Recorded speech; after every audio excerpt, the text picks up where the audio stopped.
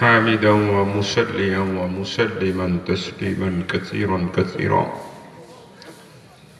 أما بعد فقد قال الله تبارك وتعالى في كلامه المجيد وفرقانه الحميد: أعوذ بالله من الشيطان الرجيم. بسم الله الرحمن الرحيم. وعد الله الذين آمنوا منكم وعملوا الصالحات ليستخلفنهم في الأرض كما استخلف الذين من قبلهم وليمكنن لهم دينهم الذي ارتضى لهم وليبدلنهم من بعد خوفهم أمنا يعبدونني لا يشركون بي شيئا ومن كفر بعد ذلك فأولئك هم الفاسقون.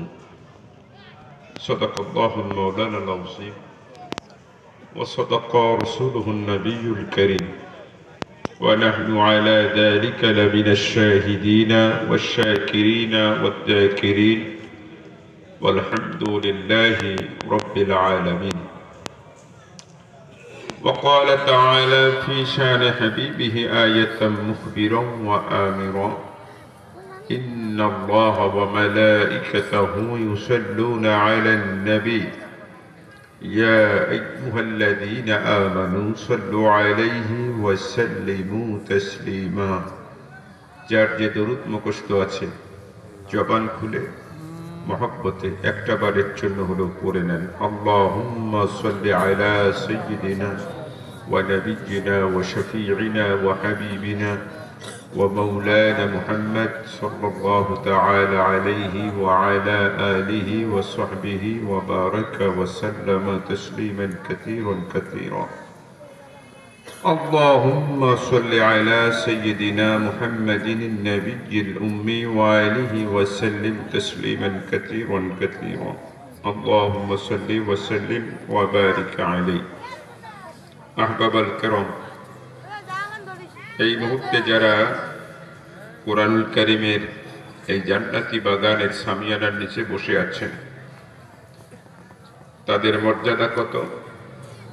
মদিনাওয়ালা নবী বলেন, যেখানে কোরআন হাদিসের দর্স হয়, তাদরিস হয়, সোজা বাংলা কথায় যেখানে তাফসীরুল কোরআন মাহফিল তথা দ্বীনি আলোচনা হয়, ওই মাহফিলের প্যান্ডেলে যারা আদবের সাথে বসে যায়, বসার সাথে সাথে কোরআনুল কারীমের ইজ্জাহ আর বরকতে আল্লাহ পাক ওই বসনেওয়ালা ব্যক্তিদের অতীত জীবনের গুনাহগুলোকে মাফ করে দেন। আর একটু জবান খুলে বলেন আল্লাহু আকবার। হাদিসটা বুঝে থাকলে বলতে হবে, মাফ করে দেবার দায়িত্ব কার? আল্লাহ যদি আপনার আমার গুনাহ মাফ করে, কারো কোনো অসুবিধা আছে? আপত্তি আছে? হাদিস এখান থেকে শেষ নয়। অনেক ভাইয়েরা চায়ের দোকানে আড্ডা মারতেছেন, বেহুদা ঘোরাফেরা করতেছেন,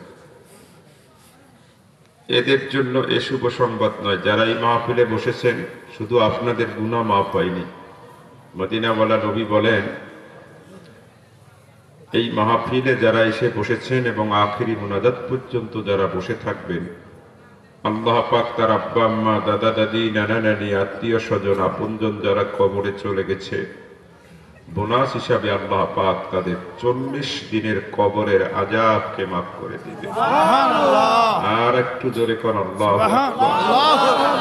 উপস্থিত তাওহীদি জনতাকে জিজ্ঞেস করতে চাই, যেই মাহফিলে বসলে নিজের গুনাহ মাফ হয়, পূর্ববর্তীদের 40 দিনের কবরের আযাব সাফ হয়, সেই উত্তম মহত্তম মর্যাদার মর্তবার মাহফিলে আপনার আমার মতন গুনাহগার পাপাচারকে আসবার, বসবার, কথা শুনবার এবং শোনাবার যে আল্লাহ পাক তৌফিক দিলেন, আসুন সেই মহান মনিবের দরবারে খুশির বহিঃপ্রকাশ স্বরূপ জান্নাতি এই সামিয়ানা ভেদ করে শুকরিয়ার কালিমা আল্লাহ পাকের আরশে আযীমের কোনায় পৌঁছে দেই। জবান খুলে, অন্তর খুলে একসাথে সমস্বরে সবাই মিলে পড়ছি আলহামদুলিল্লাহ। নবী করিম সাল্লাল্লাহু আলাইহি ওয়াসাল্লামের আলিশান রওজায়ে আতহারে সংক্ষিপ্ত আকারে মহব্বতে একবার দুরূদ সালাম পেশের মাধ্যমে আজকের তাফসীর শুরু করছি। মহব্বতে সবাই মিলে পড়ছি সাল্লাল্লাহু আলাইহি ওয়াসাল্লাম। সম্মানিত হাজিরিন, আমি আগেই বলে দিই, আমি কমার্শিয়াল কোনো বক্তা নই। বক্তৃতার নামে, তাফসিরের নামে, গান গজল ওয়াজ নসিহাতের নামে দাদা হুজুরের কিস্সা, বাবা হুজুরের কিস্সা আমি বলতে পারবো না। আপনাদের দোয়ায় এই কোরআনুল কারীমের তাফসির আমি মাস্টার্স ক্লাসে, কামিল ক্লাসে পড়াচ্ছি 21 বছর। কত বছর? 21 বছর। একজন শিক্ষক আমি শিক্ষকতা করি। শিক্ষক যখন লেকচার দেয় তখন পিন ড্রপ সাইলেন্ট থাকতে হয়, পরিবেশটা নির্জনজাট থাকতে হয়। মঞ্চে আসা অবধি পর্যন্ত আমি এখানে তাফসীর করবার কোনো পরিবেশ এখন পর্যন্ত পাইনি। কি কয়েকটি কাজ আপনাদেরকে করতে হবে। এক নম্বরে হলো রাসূলের হাদিস। মদিনাওয়ালা নবী বলেন, যেখানে কোরআন হাদিসের আলোচনা হয় ওই মজলিসে যারা বসে, যাদের সামনে ফাঁকা জায়গা থাকে, এই ফাঁকা জায়গাগুলোতে ইবলিস আর তার দলবল বসে থাকে। রাসূলের হাদিস মোতাবেক বলুন তো, ফাঁকা জায়গাগুলোতে কে বসে আছে? কথাই বলেন না, কে বসে আছে? শয়তান আপনার আমার বন্ধু না শত্রু? শত্রুকে মাঝে রেখে কোরআন হাদিসের আলোচনা শুনে লাভবান হওয়া যাবে? যাবে না। এই জন্য আল্লাহর কোরআনের জন্য একটু দাঁড়াবেন। কোরআনকে সম্মান দিতে রাজি আছেন না নাই? কথা একটু বলেন, আছেন তো? তাহলে আমি একটু তাকবীর দিব, সবাই দাঁড়াবেন। আল্লাহর হস্তে জিকির করতে করতে সামনে আসবেন। অনেক ফাঁকা জায়গা আছে, একটু মেহরবানি করে সবাই দাঁড়িয়ে যান। লিল্লাহি তাকবীর। একজনে বসে থাকবেন না, সবাই দাঁড়ান, সবাই দাঁড়ান। জিকির করতে করতে সামনে আসেন। এই যে এই দিকে, হাতের এই দিকে দেখেন, এটা জিকির করতে করতে আসেন। লা ইলাহা ইল্লাল্লাহ, লা ইলাহা ইল্লাল্লাহ, লা ইলাহা সুবহানাল্লাহ, আলহামদুলিল্লাহ, লা ইলাহা। বাবাজিরা আমার দিকে তাকান। এই বাচ্চারা, এই এখানে যারা বসছেন আমাকে ডিস্টার্ব দিবেন, কোনো কথা বলবেন না, আমার দিকে তাকান। আমি আলোচনা শুরু করেছি 10টা 42 মিনিটে। সেই হিসাবে আপনারা টাইম পাবেন 1 ঘন্টা 18 মিনিট। এখন আপনারা যদি আপনাদেরকে সোজা করতে যাই আর টাইম খাওয়ান, এর জন্য দায়ভার আমি না। আপনারা যত তাড়াতাড়ি টাইম আমাকে দিবেন তত তাড়াতাড়ি আমি তাফসীর করব। কোনো আওয়াজ আমার কানে যাতে না আসে।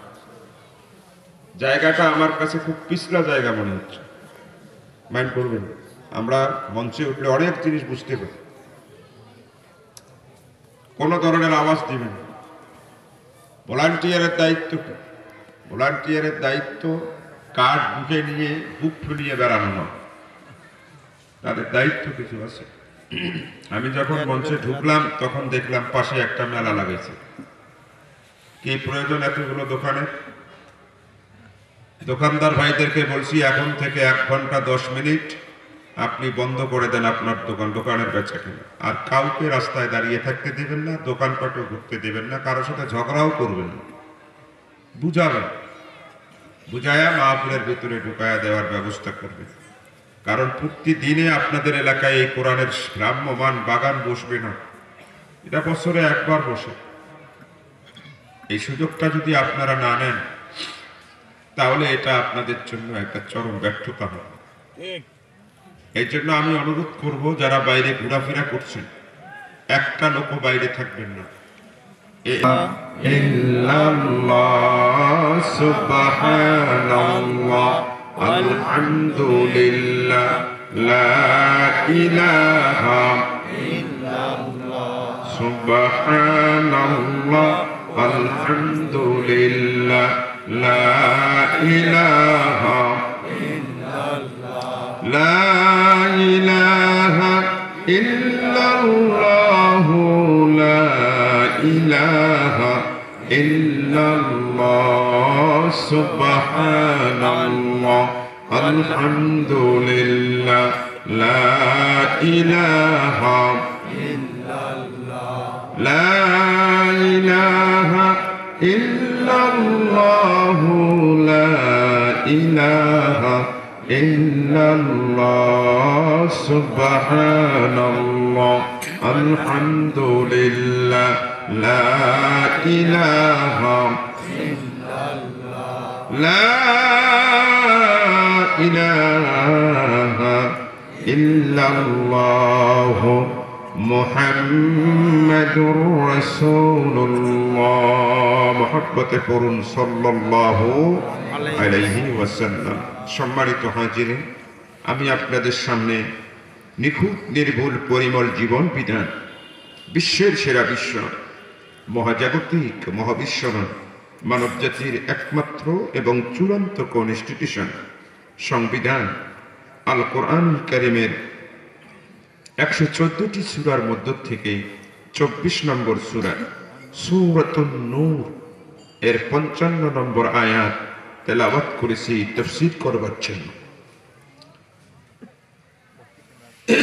তাফসীর একটা মেয়ে, বলেন তো, যদি ওই মেয়েটার বিয়ে ছাড়া সওয়াল হয়, আমি কুড়িগ্রামের ভাষায় কথা বলতেছি, আপনাদের বুঝতে কষ্ট হবে। একটা মেয়ে যদি বিয়ে ছাড়া সওয়াল হয়, ওই সওয়ালটাকে সমাজ এবং ধর্মের চোখে বৈধ সওয়াল বলবে না অবৈধ? আমাদের কুড়িগ্রামের ভাষায় করবে জারুয়ে সওয়াল, নাকি বলবেন? একে হুবহু এই উদাহরণ এনে দিয়েছে। একটা মেয়ের বিয়ে ছাড়া সন্তান হলে যেমন সেটাকে অবৈধ বলা হয়, জারুয়া বলা হয়, তেমনি কোরআনুল কারীমের তাফসীর করতে যে কোরআনুল কারীমের তাফসীরের মূলনীতি না মেনে যদি কেউ তাফসীর করে, সে যত বড় বক্তা হোক, যত কণ্ঠ ভালো হোক, যত তার লক্ষ লক্ষ ফলোয়ার হোক, যতই সে মঞ্চ কাঁপাতে পারুক, নিয়ম নীতি না মেনে কোরআনের তাফসীর করতে যাইয়া যদি সে সত্যও বলে, আমার রাসূল কি বলছেন জানেন? মান ফাসসারা বিল কোরআনে বিরাইহি ফাকাদ আসাবা ফাকাদ আখতা। কোরআনুল কারীমের তাফসীরের নীতিমালা অনুসরণ না করে কেউ যদি কোরআনের তাফসীর করতে যাইয়া হক কথাটাও বলে, তারপরেও সে পাপ করল। আর এই পাপী বক্তা কিয়ামতে জাহান্নামী হবে। বক্তা জাহান্নামী হলে শ্রোতা বুঝি জান্নাতি হবে? আমাদের বাংলাদেশে 17 বছর আমরা কথা বলতে পারিনি। কথা পারি নাই, বিভিন্ন কারণে পারি নাই। কেন পারি নাই আপনারা জানেন। ইতিহাস সভাপতি এমন এক লোককে বানানো হয়েছিল যে ভাইজান মদারু, সুদেরু, ঘুষেরু, পেটারু, গাঞ্জারু। আমার নিজের অভিজ্ঞতার থেকে বলছি, এরকম করে সভাপতির দিকে এইরকম মুখ ঘুরে এলেই বিড়ি সিগারেটের গন্ধ তো পাইতাম। অনেক সভাপতির মধ্যে গাঞ্জারও গন্ধ পাওয়া যায়। আবার এই কুড়িগ্রামে কাঁঠালবাড়িতে, আমি কুড়িগ্রামেরই সন্তান, এসে বলতেছে, আমাকে তো চেনে না মনে হয়, চেনার কথা না, বড় লিডার, এসে বলতেছে আমি এই কুড়িগ্রামের অমুক দলের সাধারণ সম্পাদক। আচ্ছা বলেন, এই অবস্থায় যদি যে আমি কেন, যে কোনো মৌলবীকে যাইয়া যদি এই পরিচয় দেয়, মৌলবীর কলিজায় পানি থাকা কথা। আমরা মৌলবীরা তখন যে সাপের চোখ নাই, মুখ নাই, করে নাকো ফিসফাস, মারে নাকো ঢিস ডাস, তেরে মেরে ডান্না করে দেব তো মেরে দোস্ত আর বুজুর্গ, আল্লাহ হুকুম মানা, নবীর তরিকায় চলা, দুনিয়াও শান্তি আখিরাতেও শান্তি। ওই আকাশের উপরে রোয়াল আর মাটির নিচে রোয়াল, জান বসা পর্যায়ে। মদিনাওয়ালা নবী আসরের নামাজ এর পরে বসে আছে। বসার জায়গাটা ছিল আহলে সুফা। যারা হজ উমরা করছেন আমার দিকে তাকান, বুঝলে আপনাদের সহজ হবে। নবী করিম সাল্লাল্লাহু আলাইহি ওয়াসাল্লামের রওজায়ে আতহারের পাশেই জান্নাতুল, ওটাকে কি বলে? জান্নাতুল বাকি। যেটাতে নামাজ আমরা পড়ি ওইটাতে কি বলে? আরে নামাজ পড়ার জন্য যে মানুষ পাগল হয়ে যায়, ওইটা 2 রাকাত নামাজ পড়লে ওটা জান্নাতেরই পড়া হলো। এই যে এই জায়গাটার একেবারে পিছনে একটা উঁচা করা জায়গা আছে। এই যে আপনারা যতটুকু বসছেন না, এই এতটুকু জায়গা একটু উঁচা আছে, অনেক হাজি সাহেবরা টের পায় না। ওইটা হলো আহলে সুফফা। সুবহানাল্লাহ বলেন। ওটা বলে দেয় না কেন? বিশেষ করে বাংলাদেশ, পাকিস্তান, ভারতের হাজিরা যদি শুনে যে ওটা আহলে সুফফারা ছিল, ওখানে ওই জায়গায় বসবে আর ওই জায়গায় সাহাবায়ে কেরামদেরকে নিয়ে বসে আছে। আমি যখন গেছি না, আমি এই সূরাটা ওই জায়গার মধ্যে পড়েছি, কারণ এই সূরার এই আয়াত ওই জায়গাতেই নাজিল হয়েছে। সুবহানাল্লাহ বলেন। এই জন্য আলেমদের সাথে হজ উমরায় যাবেন, দালালদের সাথে যাবেন কিছুই বুঝবেন না, সব ঠাট্টালি হবে। এই জন্য আল্লাহ কোরআনে কয় হাল ইয়াসতাবিল্লাযিনা ইয়ালামুনাল্লাযিনা লা ইয়ালামুন, যারা আলেম আর যারা আলেম নয় তারা কখনো সমান হতে পারে না। সুবহানাল্লাহ বলেন। আমার দিকে তাকান, ওই জায়গায় রাসূল বসে আছেন। রাসূল পাক সাল্লাল্লাহু আলাইহি ওয়াসাল্লামের মাজলিসের ধরন কি ছিল? আমাদের মাজলিস হলো বক্তা থাকে উপরে, শ্রোতা হলো নিচে। এই যে আমি যেমন উপরে, আপনারা নিচে। রাসূলুল্লাহর মাজলিস এটা ছিল। রাসূলুল্লাহর মাজলিস কেমন ছিল? রাসূলুল্লাহ বসতেন, সাহাবীরা চতুর্দিকে ঘেরাও করে বসতেন। উদাহরণটা দেওয়া আজকে খুব সহজ হয়েছে। এই যে ফুলের দিকে তাকান, এইটা এই পাখিটা হলো রাসূল, আর এই যে চতুর্পাশের যে ঘোরানো পেঁচানো দেখছেন, এগুলো হলো সাহাবায়ে কেরাম। এইভাবে চতুর্দিকে ঘেরাও করে বসতেন, ফুলের পাপড়ির মতো রাসূল মাঝে বসতেন। এই মজলিসটা যদি রাতের মধ্যে হতো, অনেক দূর থেকে মনে হতো ওই মাঝের জায়গায় যেখানে রাসূল বসেছেন, মনে হচ্ছিল যেন যে আকাশের মধ্যে অসংখ্য তারকা, তার মধ্যে রাসূলের জায়গাটা একটা পূর্ণিমার চাঁদ। বলেন সুবহানাল্লাহ। রাসূলুল্লাহর মজলিসে এরকম লাইটিং এর প্রয়োজন হতো না। হাদিসের মধ্যে আসছে রাসূলুল্লাহর মজলিসে এরকম লাইটের প্রয়োজনই হতো না, কারণ রাসূলুল্লাহর গোটা চেহারাটাকে আল্লাহ এত নূরান্বিত করেছিলেন যে পূর্ণিমার চাঁদের চেয়েও রাসূলুল্লাহর শরীফ মোবারক থেকে জান্নাতি নূরের আভায় সেই অন্ধকারকে আলোকিত করে। সুবহানাল্লাহ।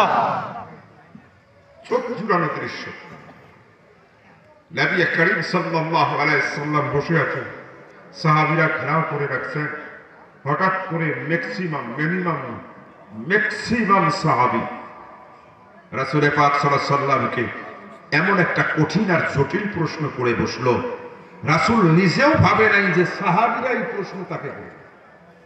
রাসূল অবাক হইয়া গেছেন, কিংকর্তব্যে প্রেম হইয়া গেছেন, যে এই প্রশ্নের জবাব দেওয়া তো দূরের কথা, রাসূল একেবারে বোবার মতো হয়ে গেলেন। রাসূল প্রশ্নের জবাব দিতে পারছিলেন না।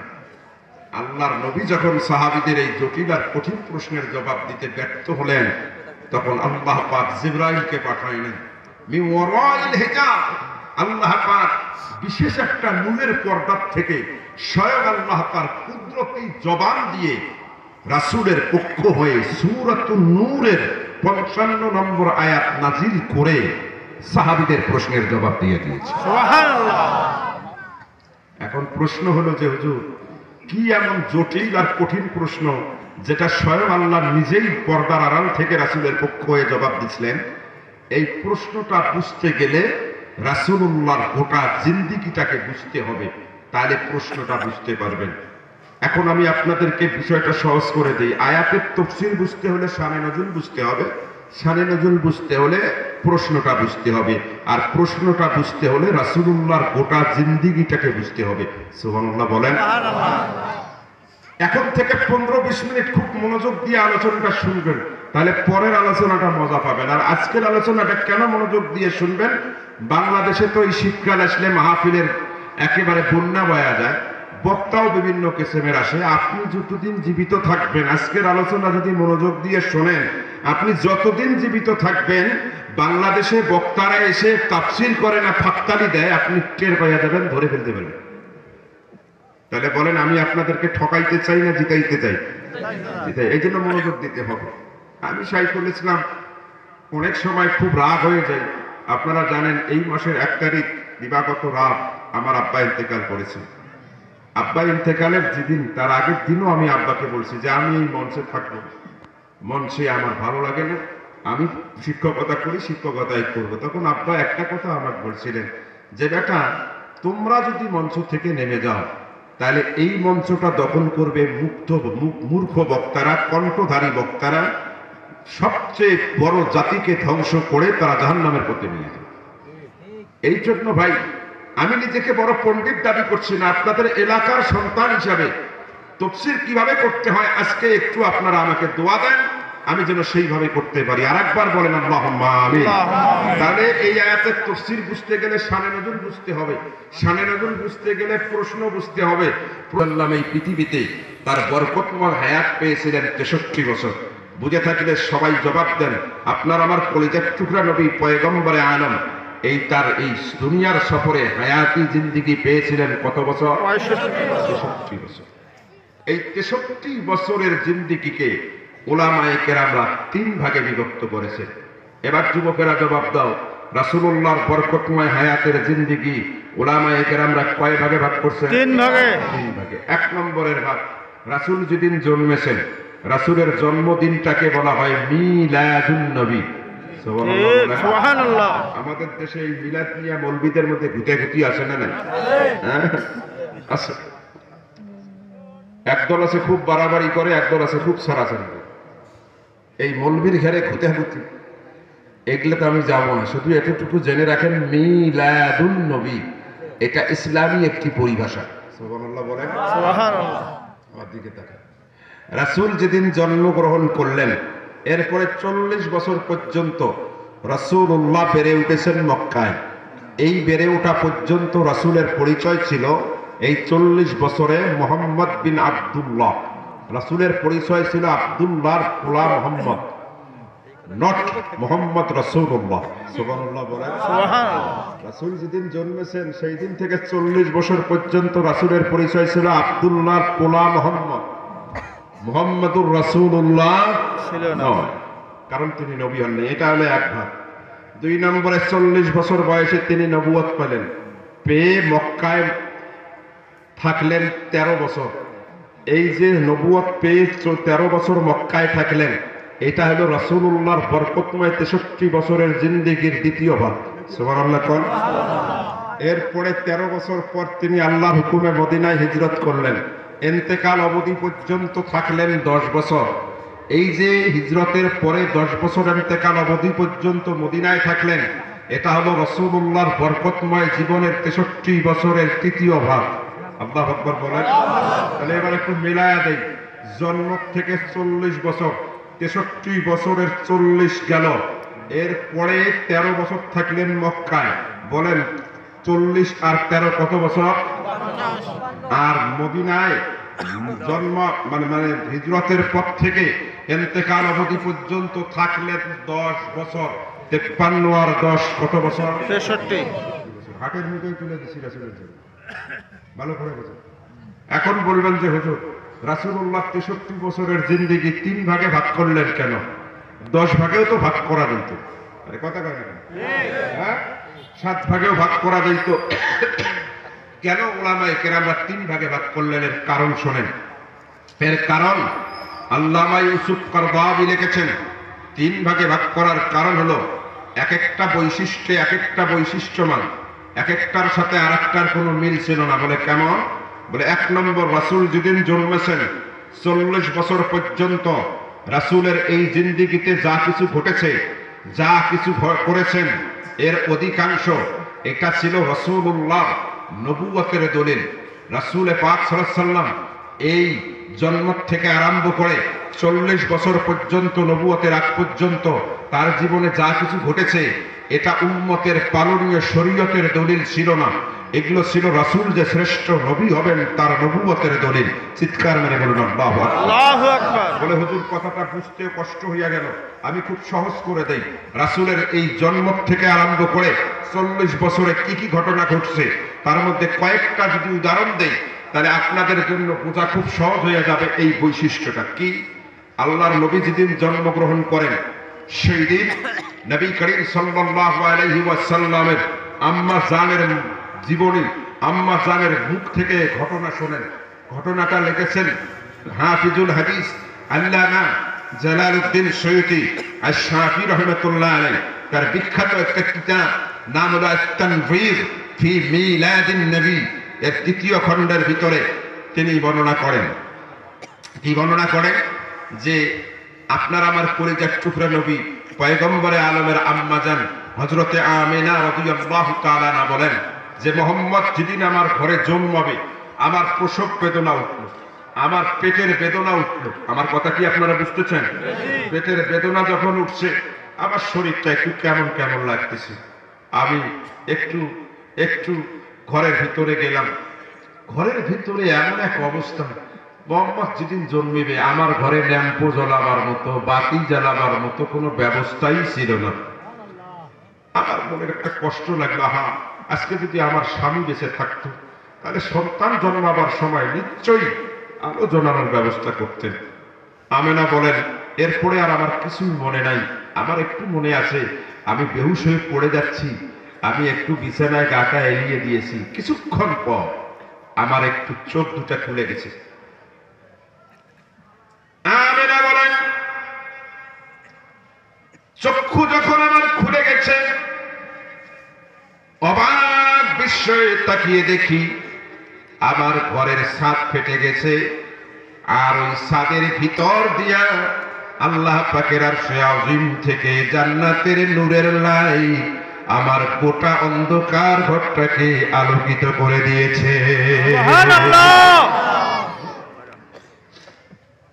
আমেনা বলেন জীবনে কত আলো দেখছি, এটা তো দুনিয়ার কোন আলো নয়, নয়ন চুরানো আলো, মনোমুগ্ধকর আলো, হৃদয় শীতল করা আলো কোথা থেকে আমার ঘরে আসলো? আমেনা বলেন আমি সাহস করে আমার বিছানার থেকে আমার শরীরটাকে এরকম করে তুলে মাথাটা কাইট করে ওই আলোর উৎস স্থলের দিকে যখন তাকাইছি অবাক বিস্ময়ে তাকিয়ে দেখি ওই আলোর সিঁড়ি বেয়ে বেয়ে সাদা পোশাকধারী অপরূপা দুইজন সুন্দরী নারী। জীবনে মানুষ যে এত সুন্দর হতে পারে আমি এর আগে দেখি নাই। ওরা ওই আলোর সিঁড়ি বেয়ে বেয়ে আস্তে করে আমার ঘরের আঙ্গিনায় নেমে আমার সালাম দিল, আসসালামু আলাইকে রে আমেনা, তোমার উপরে আল্লাহর রহমত বর্ষিত হোক, লা তাখাফি ওয়া লা তাহজানি, চিন্তা করো না, ভয় করো না, তোমার চিন্তারও কোনো কারণ নাই, ভয়েরও কোনো কারণ নাই। আমেনা বলেন আমি অবাক হইয়া গেলাম, কারা আমারে সালাম দেয়, আমারে চিন্তাও করতে বারণ করে, ভয় করতেও বারণ করে না, কারা বলে মনের প্রশ্ন মনেই আছে। ওই দুইজন অপরূপা নারীর একজন মুস্কি এসে ডাক দিয়া বলে বুঝেছি তুমি বিব্রত বোধ করেছো, ভয় পেয়ে গেছো, আমাদের পরিচয় জানো না, শোনো। একজন বলে আমি হলাম ফেরাউনের স্ত্রী আসিয়া, আর একজন মুস্কি এসে ডাক দিয়া কয় আমি হলাম ঈসার আম্মা মারিয়াম। আমরা দুইজন তোমার কাছে কেন এসেছি জানো? বলে কেন? বলে আজকে তোমার কোলবে রহমাতুল লিল আলামিন সৃষ্টির শ্রেষ্ঠ মহামানব দুনিয়ার ভিতরে তাশরীফ আনবে। আল্লাহু আকবার। এজন্য আমরা এসেছি ওই আল্লাহ পাকের পক্ষ থেকে একজন দুইজন ধাত্রীমা হিসাবে, যাতে তোমার সন্তানের আশার ব্যাপারে কোনো ধরনের অসুবিধা না হয়। আমেনা বলেন এরপরে আর আমার কিছুই মনে নাই। আল্লাহু আকবার বলেন। বলে একটা পিঁপড়ায় কামড় দিলে যেই পরিমাণ ব্যথা অনুভব হয় প্রসবকালীন আমার সে কোনো অবস্থায় আমি অনুভব করি নাই।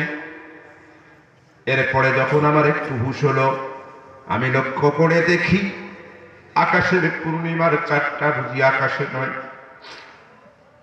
আমার কেন জানি মনে হয় ওই আসিয়ার কোলের ভিতরে জান্নাতের রেশমের কাপড় দিয়া আমার সন্তানের লজ্জাস্থান মুড়াইয়া দিয়া আসিয়া এরকম করে কোলার মধ্যে নিয়েছে। আমি দেখতে পেলাম আসমানের চারটা পূর্ণিমার চারটা বুঝি আসমানে নাই। মনে হয় যেন আসিয়ার কোলার ভিতরে আমার ওই সন্তানটাই আসমানের চাঁদের মতো উজ্জ্বল আলোকিত আভা ছড়াচ্ছে। সুবহানাল্লাহ।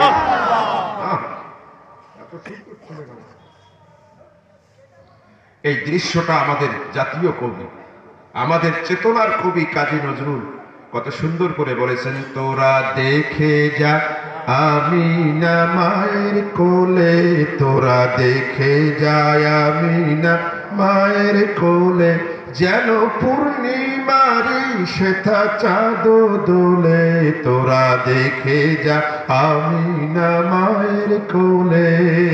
মারহাবা বলেন। গানটা শুনে দেখবেন কি আছে ওখানে। একটা হাদিসের ইবারতকে গান দিয়ে সাজায় আছে। সুবহানাল্লাহ। এই যে শীত, সকালবেলা গাছের পাতার মধ্যে শিশুর বিন্দু জমে কিনা, কথা বল না কেন ভাই?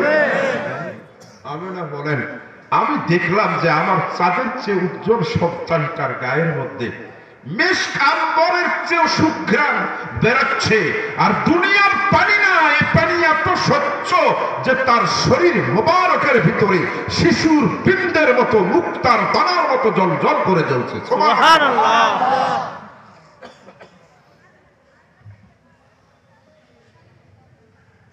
আমি না বলেন, আমার মনের মধ্যে একটা চিন্তা যে আচ্ছা সাওয়ালটা যে আমার, এটা বেটা না বেটি, কেমনে বুঝি? আচ্ছা বলেন, ছোট বাচ্চা জন্মার পরে টোয়া টোয়া করে কাঁদলে তার টোয়া টোয়ার আওয়াজ শুনে কি ছেলে না মেয়ে এটা বোঝা যায়? কি দেখতে হয়? লজ্জাস্থান দেখতে হয়। আমার কথা কি আপনারা বোঝেন তো? লজ্জাস্থান দেখতে হয়। আমি না বলেন, আমার ছেলে নামে আমি কেমনে জিজ্ঞেস করি? আমার চিন্তা হলো,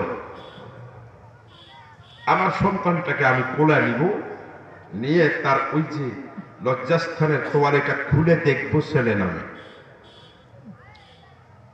আমি না বলেন, মনের বাসনার থেকে আমি বললাম আমার সন্তানটারে আমার কোলায় দাও। বলে আমি যখন কোলায় গেছি আমার কলজা ঠান্ডা হইয়া গেছে। এবার আস্তে করে যখন আমি তার লজ্জাস্থানের চাদরটাকে আলাদা করতে যাব, বাইহাকির হাদিসের মধ্যে এসেছে, গায়েব থেকে আওয়াজ এসেছে, ইয়ারহামাকাল্লাহ, এ আমেনা, আল্লাহর রহমত তোমার উপরে বর্ষিত হোক রে আমেনা, তোমার সন্তানের নাম তুমি রেখে দাও মুহাম্মদ, আর আমি আমার আরশে আজিমের কোনায় তার নাম লিখে দিয়েছি আহমদ। জোরে জোরে কোন সুবহানাল্লাহ। ভাই, কোন বাচ্চার নাম যদি মোহাম্মদ হয়, ছেলে বুঝায় না মেয়ে বুঝায়? ছেলে। ছোট বাচ্চার লজ্জাস্থান বাপ মা দেখলে গুনাহ হবে নাকি? না জায়েজ নাকি? কিন্তু ভাই জান, আমার আল্লাহ রাব্বুল আলামিন তার হাবিবের এত মান আর শান দিলেন, মা তার লজ্জাস্থান দেখে তার সন্তান যে ছেলে এটা চিনুক, এটা আল্লাহ চান নাই। যার কারণে গায়েব থেকে আওয়াজ দিয়া আমার আল্লাহ পাক আমার আল্লাহর নবীর মাকেও তার লজ্জাস্থান দেখার থেকে বারণ করে দিয়া আমার আল্লাহ তার হাবিব আর তার প্রিয়তমের মান আর শানকে বাড়ায়া দিয়েছে।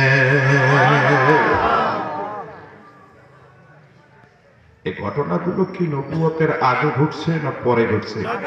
খালি এগুলো মনে রাখবে, এগুলো মনে রাখবে। শুধু তাই না, আমি না বলেন, আমার সন্তানটাকে আমি একটু বিছানার মধ্যে রাখলাম। বলেন তো ভাই, যখন বাচ্চা হয়, বাচ্চা হইয়া যখন বিছানায় রাখেন, বাচ্চা কি স্থির থাকে না অস্থির? হ্যাঁ, অস্থির না? হাত পা চেলাচেলি করে, মানে অবস্থা খারাপ। আমেনা বলেন,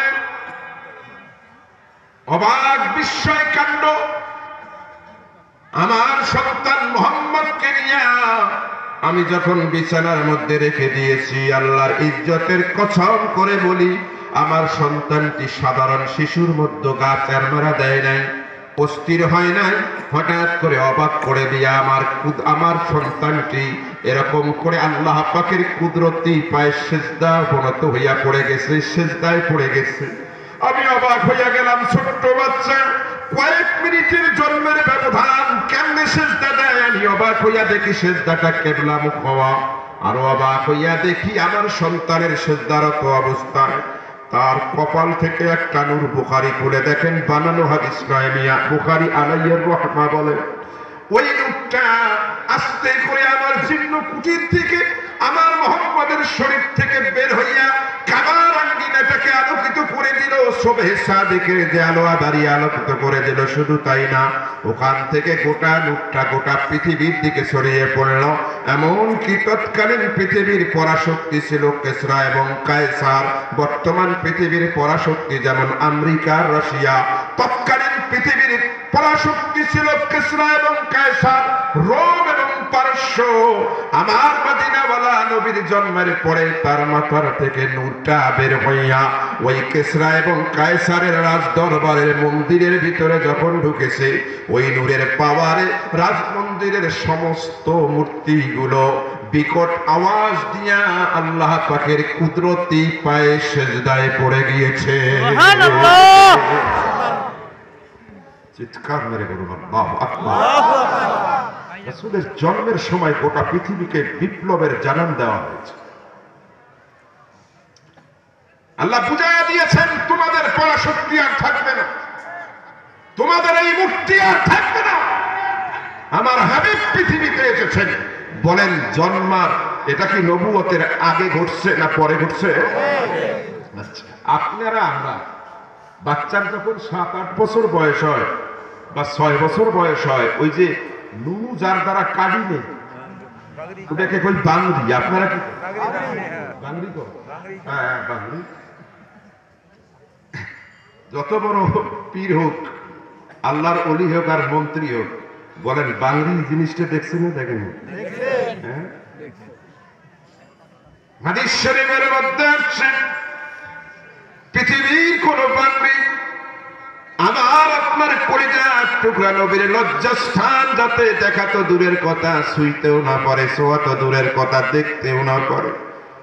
এই জন্য আল্লাহ রাব্বুল আলামিন তার প্রিয় হাবিবকে মায়ের গর্ভে অটোমেটিকলি সুন্নতি খতনা অবস্থায় দুনিয়ায় পাঠিয়ে দিয়েছিলেন।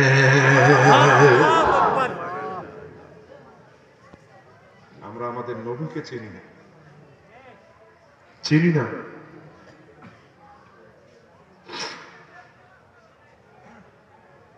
সাত বছর বয়স আরো ঘটনা ঘটছে। আর মক্কার একটা নিয়ম ছিল, জন্ম দিত মা।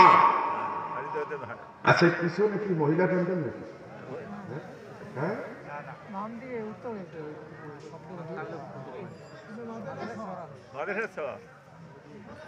প্লিজ আমাকে কষ্ট দিবেন না, ডিস্টার্ব দিবেন না।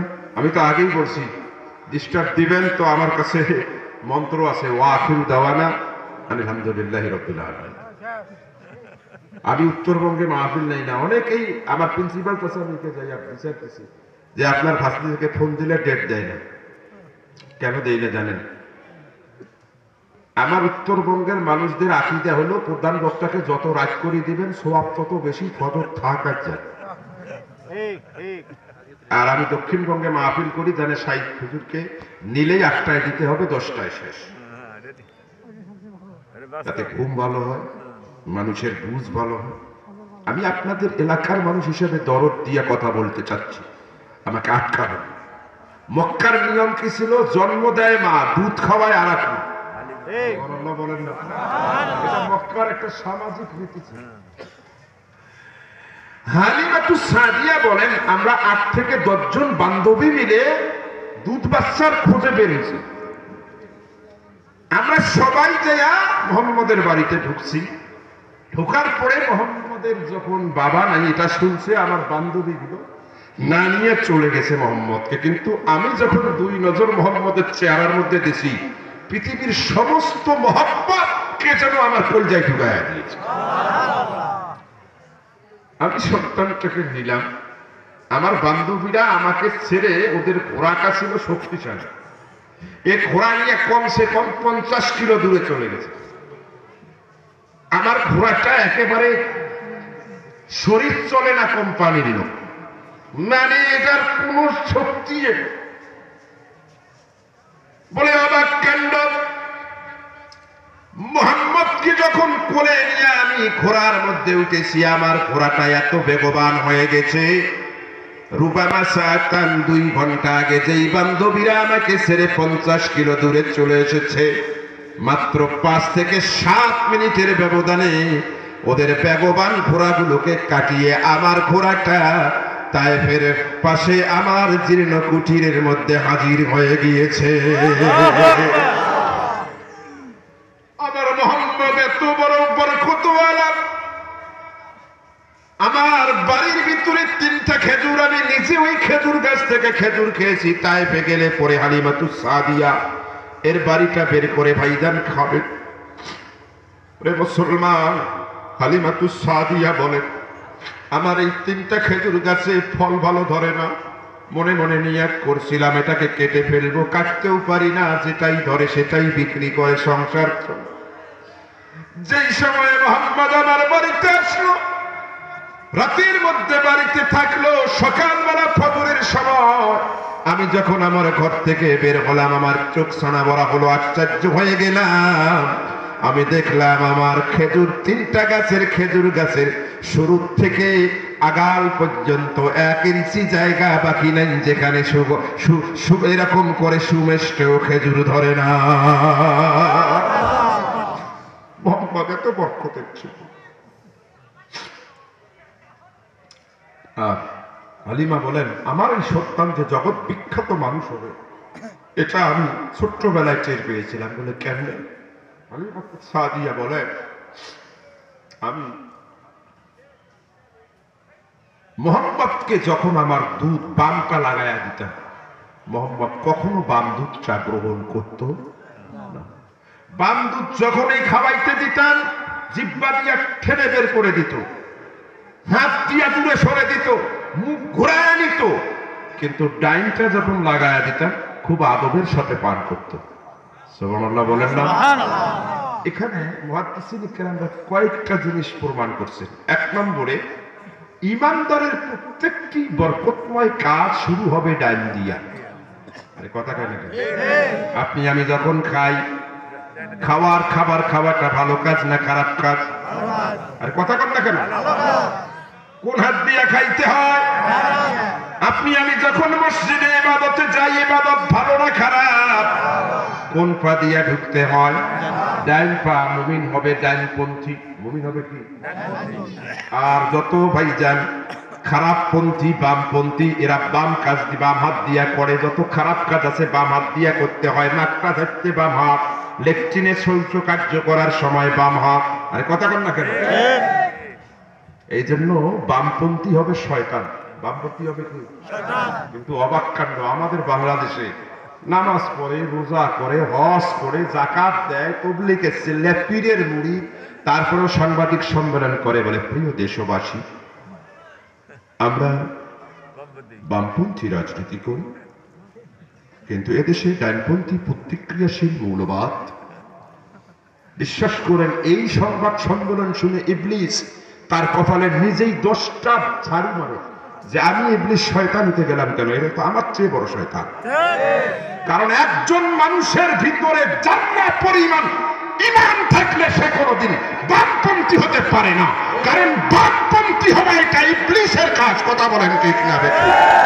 রাসূল পাক সাল্লাল্লাহু আলাইহি ওয়াসাল্লাম ডানপন্থী। 2 নম্বরে নবী করিম সাল্লাল্লাহু আলাইহি ওয়াসাল্লাম ছিলেন পৃথিবীর সর্বশ্রেষ্ঠ ন্যায় নীতিবান মানুষ। সুবহানাল্লাহ বলেন। তার হক মেরে খেতেন। আমার দিকে দুধ ভাই না থাকলে তো মা দুধ আর একজন সন্তান আনতে পারে না। কথা বল না কেন ভাই? আল্লাহর নবী বাম দুধটা না খাইয়া ডানটা গ্রহণ করে তিনি তার দুধ ভাই আব্দুল্লাহর ভাগের যাতে 1 ইঞ্চি পরিমাণ দুধ কম না হয়, এই জন্য নবী করিম সাল্লাল্লাহু আলাইহি সাল্লাম ছোট্ট বয়সে তার ভাইয়ের হকের ব্যাপারে ছিলেন সদা সচেষ্টমান। চিৎকার মেরে বলুন আল্লাহু আকবার। আল্লাহু আকবার। ছোট বাচ্চারা হিংসুক বেশি হয় না? হ্যাঁ হয় না? আরে ভাই কি কর, আমার এই বেটা যেটা মেজোটা তারপরে বেশি। আমাদের বংশে তো বেটা বেশি, বেটি কম। আমার আব্বার 7 ভাই, ফুফু হলো 4টা, আমারও 2টা বেটা। আমার আব্বা বেঁচে ছিল, উমরাতে যখন যাই বুকে জড়ায় ধরে কানে কানে কয় বেটা তোরও বেটি নাই আমারও বেটি নাই। আমি তো বুঝছি আরে বলা লাগে আল্লাহ রে একটা বার গুলা ধরি খালি কামি আল্লাহ আল্লাহ একটা বেটি দেন। তখন আমার এই 3য় বাচ্চাটা ওর মায়ের পেটে, আল্লাহ বেটি দিছে। তো এদের বয়সের ব্যবধান হলো 5 বছর আর 7 বছর। ওটা 7 বছর, মেয়েটার 5 বছর। 6টা চকলেট নিয়ে যাইয়া মেয়েদের প্রতি বাবের টান বেশি না কম? বেশি না? বেশি, এটা স্বাভাবিক। রাসূলেরও বেশি। 4টে চকলেট আমার মেয়েকে দিছি, 2টা চকলেট আমার ছেলেকে দিছি। বিশ্বাস করেন আমার বাড়িতে আফগানিস্তানের যুদ্ধ শুরু হয়ে গেছে।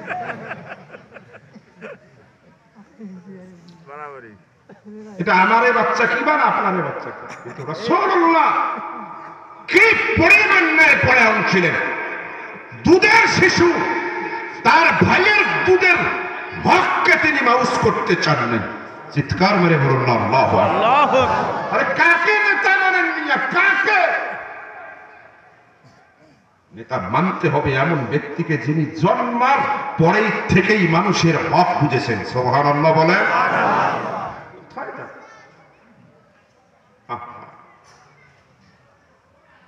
7 বছর বয়স, তায়েফের ময়দানে খেলা করেন। যারা হজে গেছেন তায়েফের ময়দানে যাইয়া দেখবেন এখনো মাঠটা লম্বা আছে যেখানে রাসূল খেলেছে। হঠাৎ করে 2 জন লোক আসছেন, এসে রাসূলকে ধরছেন। 7 বছরের মানুষ ধরে তায়েফের ময়দানের বড় পাথরের মধ্যে শোয়ায়া দিয়েছে, দিয়ে এইরকম 2টা সাদা পুলিশ বের করছেন। আর এক পকেট থেকে দোধারা তরবারি বের করছেন। দোধারা তরবারি বোঝেন তো? আরে 2 দিকে থাক, বের করে রাসূলকে শোয়ায়া দিয়েছেন। দুধ ভাই দেখতেছেন ঘটনা। শোয়ায়া দিয়া 2 জনে হাত ধরে আমার দিকে তাকান। এই যে হুলকুমের নিচের যে এই জায়গায় একটা নরম জায়গা আছে না, এই জায়গায় ছোরাটা ঢুকে দিয়েছেন, ঢুকে একটা টান মারছেন। দরজার মধ্যে কয়টা কপাট? এরকম খুললে আলাদা হয় কিনা? এরকম টান মারিয়া রাসূলুল্লাহর বুকটা এরকম কপাটের মতো ফাঁক করিয়া কলজা বের করছে। বের করে কালো কালো জিনিসগুলো বিশেষ পানি দিয়ে ধৌত করছে। ওগুলো বের করে দিয়া একটা ফ্রিজে রাখছেন, আর একটার থেকে এরকম সাদা সাদা শুভ্র শীতল জিনিসগুলো ঢুকাচ্ছেন। রাসূল বলে আমি নিজে এগুলো দেখতেছি, এটাকে ওপেন হার্ট সার্জারি বলা হয়। আল্লাহু আকবার বলে। রোগী টের পাবে বুকে কি হইতেছে, ডাক্তারের সাথে কথা কবে, ডাক্তার ওইদিকে এরকম করতেছে। এ ধারণা কোথার থেকে আসছে? রাসূলুল্লাহর এই জীবনী থেকে। সুবহানাল্লাহ বলেন। এরপরে মাসেও করে দিছে, রাসূল উঠে বসছে। এই দৃশ্য যখন দুধ ভাই দেখছে দৌড় দিছে, ডাক দিয়ে বলে মা কি জবাব দিবে গো মা? ওই কুরাইশ বংশদেরকে কি জবাব দিবে? বলে কেন গো মা? বলে যাইয়া দেখো আমার ভাই বুঝি আর নাই, ভাইকে এরকম এরকম করা হয়েছে। হালিমাতুস সাদিয়া পাগলিনীর বেশি দৌড় মারলেন। দৌড় দিয়ে এসে দেখে আপনার আমার কলিজার টুকরা নবী পয়গম্বরে আলম তায়েফের পাথরের মধ্যে বসে তার 2 হাত এরকম গালের মধ্যে দিয়া আসমানের দিকে তাকিয়ে তাকিয়ে তার ঠোঁট লাড়িয়ে লাড়িয়ে এই আল্লাহ পাকের তাওহীদের কালেমার জিকির করা আরম্ভ করে দিয়েছে। দুদুমা হালিমা এরকম করে বুকের মধ্যে জড়ায় নিয়ে বলে বাপ কি হয়েছে? বলে আম্মা প্রতিদিন আমার খেলতে ভালো লাগে, আমার ছাগল চড়াইতে ভালো লাগে, আমার ভাই দুধ ভাইয়ের সাথে আমার খেলতে ভালো লাগে। ও মা আমি প্রতিদিনে তাই করছিলাম, হঠাৎ করে 2 জন লোক আসলো, আমাকে ধরলো, পাথরে শোয়া দিল, এরপরে আমার বুক ফাড়াইলো, কলজার ভিতরে কি যেন বের করলো, এরপরে আবার কি যেন কলজার ভিতরে রেখে আমাকে আবার মাছেও করে দিয়া চলে গেল। মা ডাক দিয়া কয় বেটা এখন কেমন লাগে বলো তো? বলে মা আল্লাহর ইজ্জতের কসম করে বলি গো মা, ও মা এই অপারেশনটা করবার আগে আমার খেলতে ভালো লাগতো, দৌড়াইতে ভালো লাগতো, ছাগলের সাথে খুনসুটি করতে ভালো লাগতো। মা গো এই অপারেশনের আগে আমি যতবার আসমানের দিকে তাকাইছি সাদা মেঘ আর নীল আসমান দেখতে পেয়েছি গো মা। আল্লাহর ইজ্জতের কসম করে বলি গো মা এই অপারেশনের পরে আমার আর খেলতে ভালো লাগে না, আমার আর দৌড়াইতে ভালো লাগে না, আর আমার এরকম ছাগল চড়াইতে ভালো লাগে না। এই অপারেশনের পরে আমি যখনই আসমানের দিকে তাকাইছি সাদা মেঘ আর নীল আসমান দেখি না গো মা। সাদা মেঘ আর নীল আসমান বের করে এখন অপারেশনের পরে আমি আল্লাহ পাকের আরশে আজিমের খুঁটি পর্যন্ত দেখতে পাই।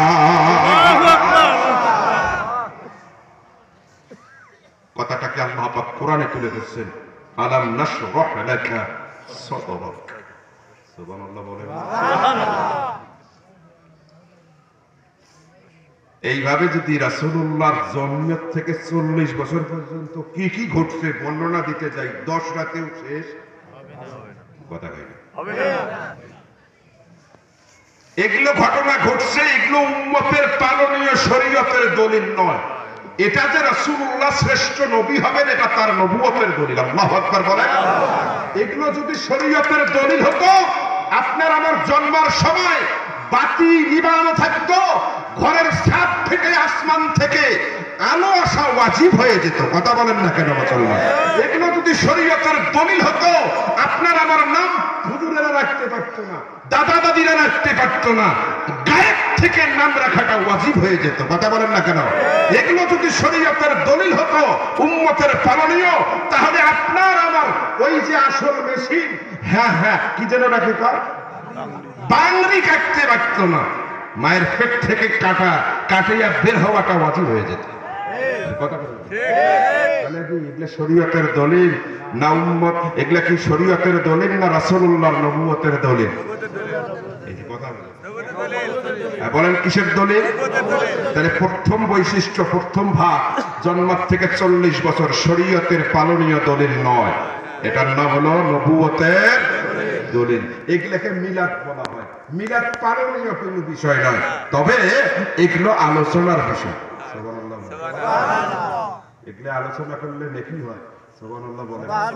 অতএব বাংলাদেশে কেউ যদি মিলাদ করতে যায়, রাসূলের জীবনী আলোচনা করে, আমার দেশের মল্লিক হয়ে যায়।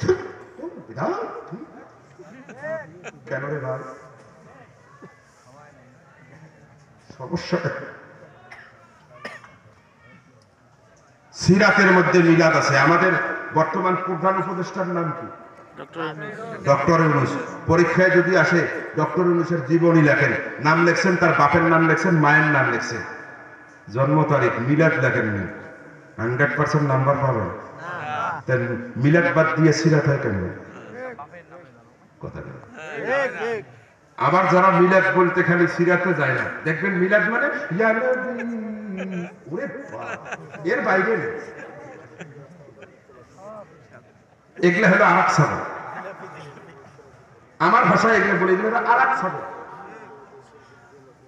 মিলাদের মধ্যে সিরাত আছে, সিরাতের মধ্যে মিলাদ আছে, দুইটাই জায়েজ আছে। তবে মনে রাখতে হবে, মিলাদের নামে যারা ভণ্ডামি করে তাদের বিরুদ্ধে আপনি কথা বলেন, কিন্তু মিলাদ যারা সত্যিকারে করে তাদের বিরুদ্ধে আপনি কথা বলবেন না। মনে রাখতে হবে, মাথায় ব্যথা হলে চিকিৎসা করা দরকার, মাথা কেটে ফেলা বুদ্ধিমানের কাজ নয়।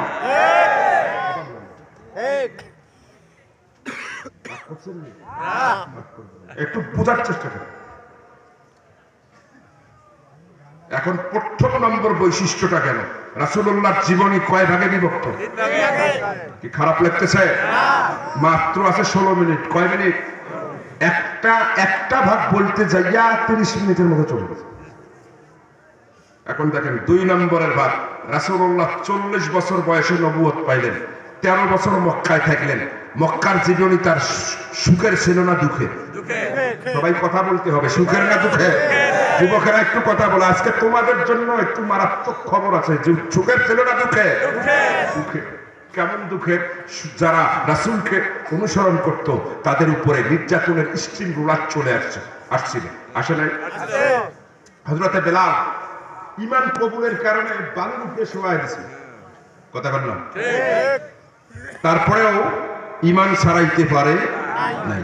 খাব্বাব রাদিয়াল্লাহু তাআলা ঈমান কবুলের কারণে, খাব্বাব ছিলেন খুব মোটা সোটা মানুষ, ভুঁড়ি একটু বেশি ছিল, চোখ ছিল শরীরের ভিতরে বেশি। মালিক যখন জানলেন ইসলাম কবুল করেছে, জ্বলন্ত আগুনের মধ্যে শোয়ায়া দিয়েছে। খাব্বাব রাদিয়াল্লাহু তাআলার শরীরে এরকম করে আমার দিকে তাকান, ভিতরের চর্বিগুলো গলে গলে আগুনের আংরার আগুনগুলো নিভে গিয়েছে, কিন্তু খাব্বাবের ঈমানের আগুন নেবে নাই। আল্লাহু আকবার। হযরতে সুমাইয়া রাদিয়াল্লাহু তাআলা ইসলাম কবুল করছেন। আমার দিকে তাকান ভাই। যখন আবু জেহেল শুনছে সুমাইয়া ছিল 7 মাসের গর্ভবতী, বলেন তো 7 মাসের পেটের বাচ্চা পেটের মধ্যে বড় হয় কিনা? হয়। বড় হয়, জান পায় না, হাত পা সব হয়ে যায়। আবু জাহেল যখন এটা শুনছে, একটা খন্তা জাতীয় অস্ত্র হাতে নিয়েছে, খন্তা নিয়ে গেছে, যাইয়া সুমাইয়া রাদিয়াল্লাহু তাআলা আনহার বাড়ির সামনে থেকে ডাক দিচ্ছে, সুমাইয়া বের হয়ে আসো। বের হয়ে আসছে। শুনলাম তুমি নাকি মুহাম্মদের ধর্ম গ্রহণ করেছো। বলে হ্যাঁ, আলবত করেছি। সিরাতে হিসাবের লেখক লেখেন, নরভাঙা আবু জাহেলের এতটুকু দয়া হয় না, ডান হাত দিয়া যতদূর শক্তি আছে এমন জোরে খন্তিটা সুমাইয়ার লজ্জাস্থান বরাবর নিক্ষেপ করেছে। অবর্থভাবে খন্তিটা লজ্জাস্থান ভেদ করে জরায়ুর ভিতরে ঢুকে ওই 7 মাসের সন্তানটার কলজা পর্যন্ত ঢুকে গেছে। আল্লাহর বান্দী পৃথিবীর ইতিহাসের প্রথম শাহাদাতের পেয়ালা মহিলা হিসাবে পান করলেন। করার পরেই এরকম যখন জায়গাতেই তিনি শাহাদাত বরণ করলেন, নরভাঙা আবু জাহেল তার খন্তি জাতীয় অস্ত্রটা যখন টান মেরেছে, ওই লজ্জাস্থান থেকে জরায়ুটা সন্তান সহ বের হইয়া যখন আসছে, সন্তানটা তখনও এরকম করে জীবিত অবস্থায় হাত পা নাড়ায়। ওই নরভাঙা আবু জাহেলের এতটুকু দয়ার উদ্রেক হয় নাই, বরং খুঁচাইয়া খুঁচাইয়া নিষ্পাপ সন্তানটাকেও শহীদ করে দিয়েছে। এত কষ্ট ছিল। শুধু কি অনুসারী রাসূলের উপর কষ্ট আসে? বুখারীর বর্ণনায় আসছে, রাসূল সিজদায় করছে, আবু জাহেল দেখে এদিক ওদিক কেউ নাই, পাশেই ছিল নারী ঘুড়ি, উঠে বসা দুর্গন্ধযুক্ত বিশাল একটা নারী ঘুড়ি কয়েকজনের সাথে মিল করে এসে রাসূলুল্লাহ সিজদারত মাথার উপরে চাপিয়ে দিয়েছে। নাউযুবিল্লাহ বলে। রাসূলুল্লাহর নিঃশ্বাস বন্ধ হয়ে যায়, পা দুইটা থরথর করে কাঁপে। আব্দুল্লাহ ইবনে মাসউদ রাদিয়াল্লাহু তাআলা আনহু তখনও মুসলমান হন নাই। এই দৃশ্য যখন দেখেছেন দৌড় দিয়া গেছেন, বলে ফাতেমা কে আসিস গো, তোমার আব্বাকে যদি আর পাবা না যাও যাইয়া দেখো। ফাতেমা দৌড় দিয়া এসেছে, এসে দেখে আপনার আমার কলিজার টুকরা নবী পয়গম্বরে আলমের অবস্থা এখন মৃত্যু ভাবাপন্ন। ফাতেমা ছোট্ট মানুষ, তার সমস্ত শক্তি দিয়ে হাত দিয়া রাসূলুল্লাহর মাথা থেকে যখন নারী ভুঁড়ি নামাইতে চায়, পারে না। আল্লাহ জিবরাইল রে ডাক দিয়া কয়, জিবরাইল দেরি করো না, এটা হতে পারে না। তুমি ফাতেমার কচি হাতের সাথে তোমার নূরের পায়খানা মায়া লাগায়া দিয়া আমার হাবিবকে মৃত্যুর হাত থেকে বাঁচায়া দাও। রাসূলুল্লাহ নিজে, আরে হাদিসের মধ্যে আসছে রাসূল ইসলামের দাওয়াত দিতে গেছেন, কাফের ডাইরেক্ট রাসূলুল্লাহর বলপ্রতি শরীরের ভিতরে থুতু নিক্ষেপ করেছে। আরো আসতে নাউযুবিল্লাহ কর, আরে ঘৃণার সাথে বলেন নাউযুবিল্লাহ। শুধু তাই না, রাসূলুল্লাহ এক বাজারে গেছেন দাওয়াত দেওয়ার জন্য। যেখানে যাবেন বাজারের মধ্যে কিছু সেন্টু দেওয়ানি থাকে না, কথায় সেন্টু দেওয়ানি। রাসূলুল্লাহ যাইয়া এক পাথরের উপরে বসে বলছেন, ইয়া আইয়ুহান নাস কুলু লা ইলাহা ইল্লাল্লাহ মুহাম্মাদুর রাসূলুল্লাহ তাকলিহু, সব ছেড়ে দাও, আল্লাহর কালেমা গ্রহণ করো, আমার আনিত আদর্শ গ্রহণ করো, সফল কাম হবে দুনিয়া আখিরাতে। ভাই অনেকক্ষণ ধরে অনেক লোক জমে গেছে। ওই সেন্টু দেওয়ানি ও কাফের ছিল, ওর ঘাড়ের মধ্যে একটা গামছা ছিল, আমার দিকে থাকে, দেওয়ানি গুলোর ঘাড়ে একটা গামছা থাকে না, বাবা এই গামছা। রাসূলুল্লাহকে যখন দেখছে ইসলামের দাওয়াত দিচ্ছে, হঠাৎ করে এই সেন্টু দেওয়ানি কাফের লিডার তার ঘাড়ের গামছাটা আপনার আবার কলিজার টুকরা নবী পয়গম্বরে আলম বক্তব্যরত অবস্থায় তার গলার মধ্যে পেঁচাইয়া গেছে। পেঁচাইয়া দিয়া এইরকম করে ধরে এমন জোরে হেঁচকা টান মারছে, রাসূলুল্লাহ উপর খেয়ে জমিনে পড়ে গেছে। বাংলাদেশের জমিন না, আরব ভূখণ্ড শুধু পাথর আর পাথর। রাসূলুল্লাহ যখন উপর খেয়ে পড়ে গেছে, রাসূলুল্লাহর এই ঠোঁটগুলো গোলাপের পাপড়ির মতো নরম আর লাল ছিল।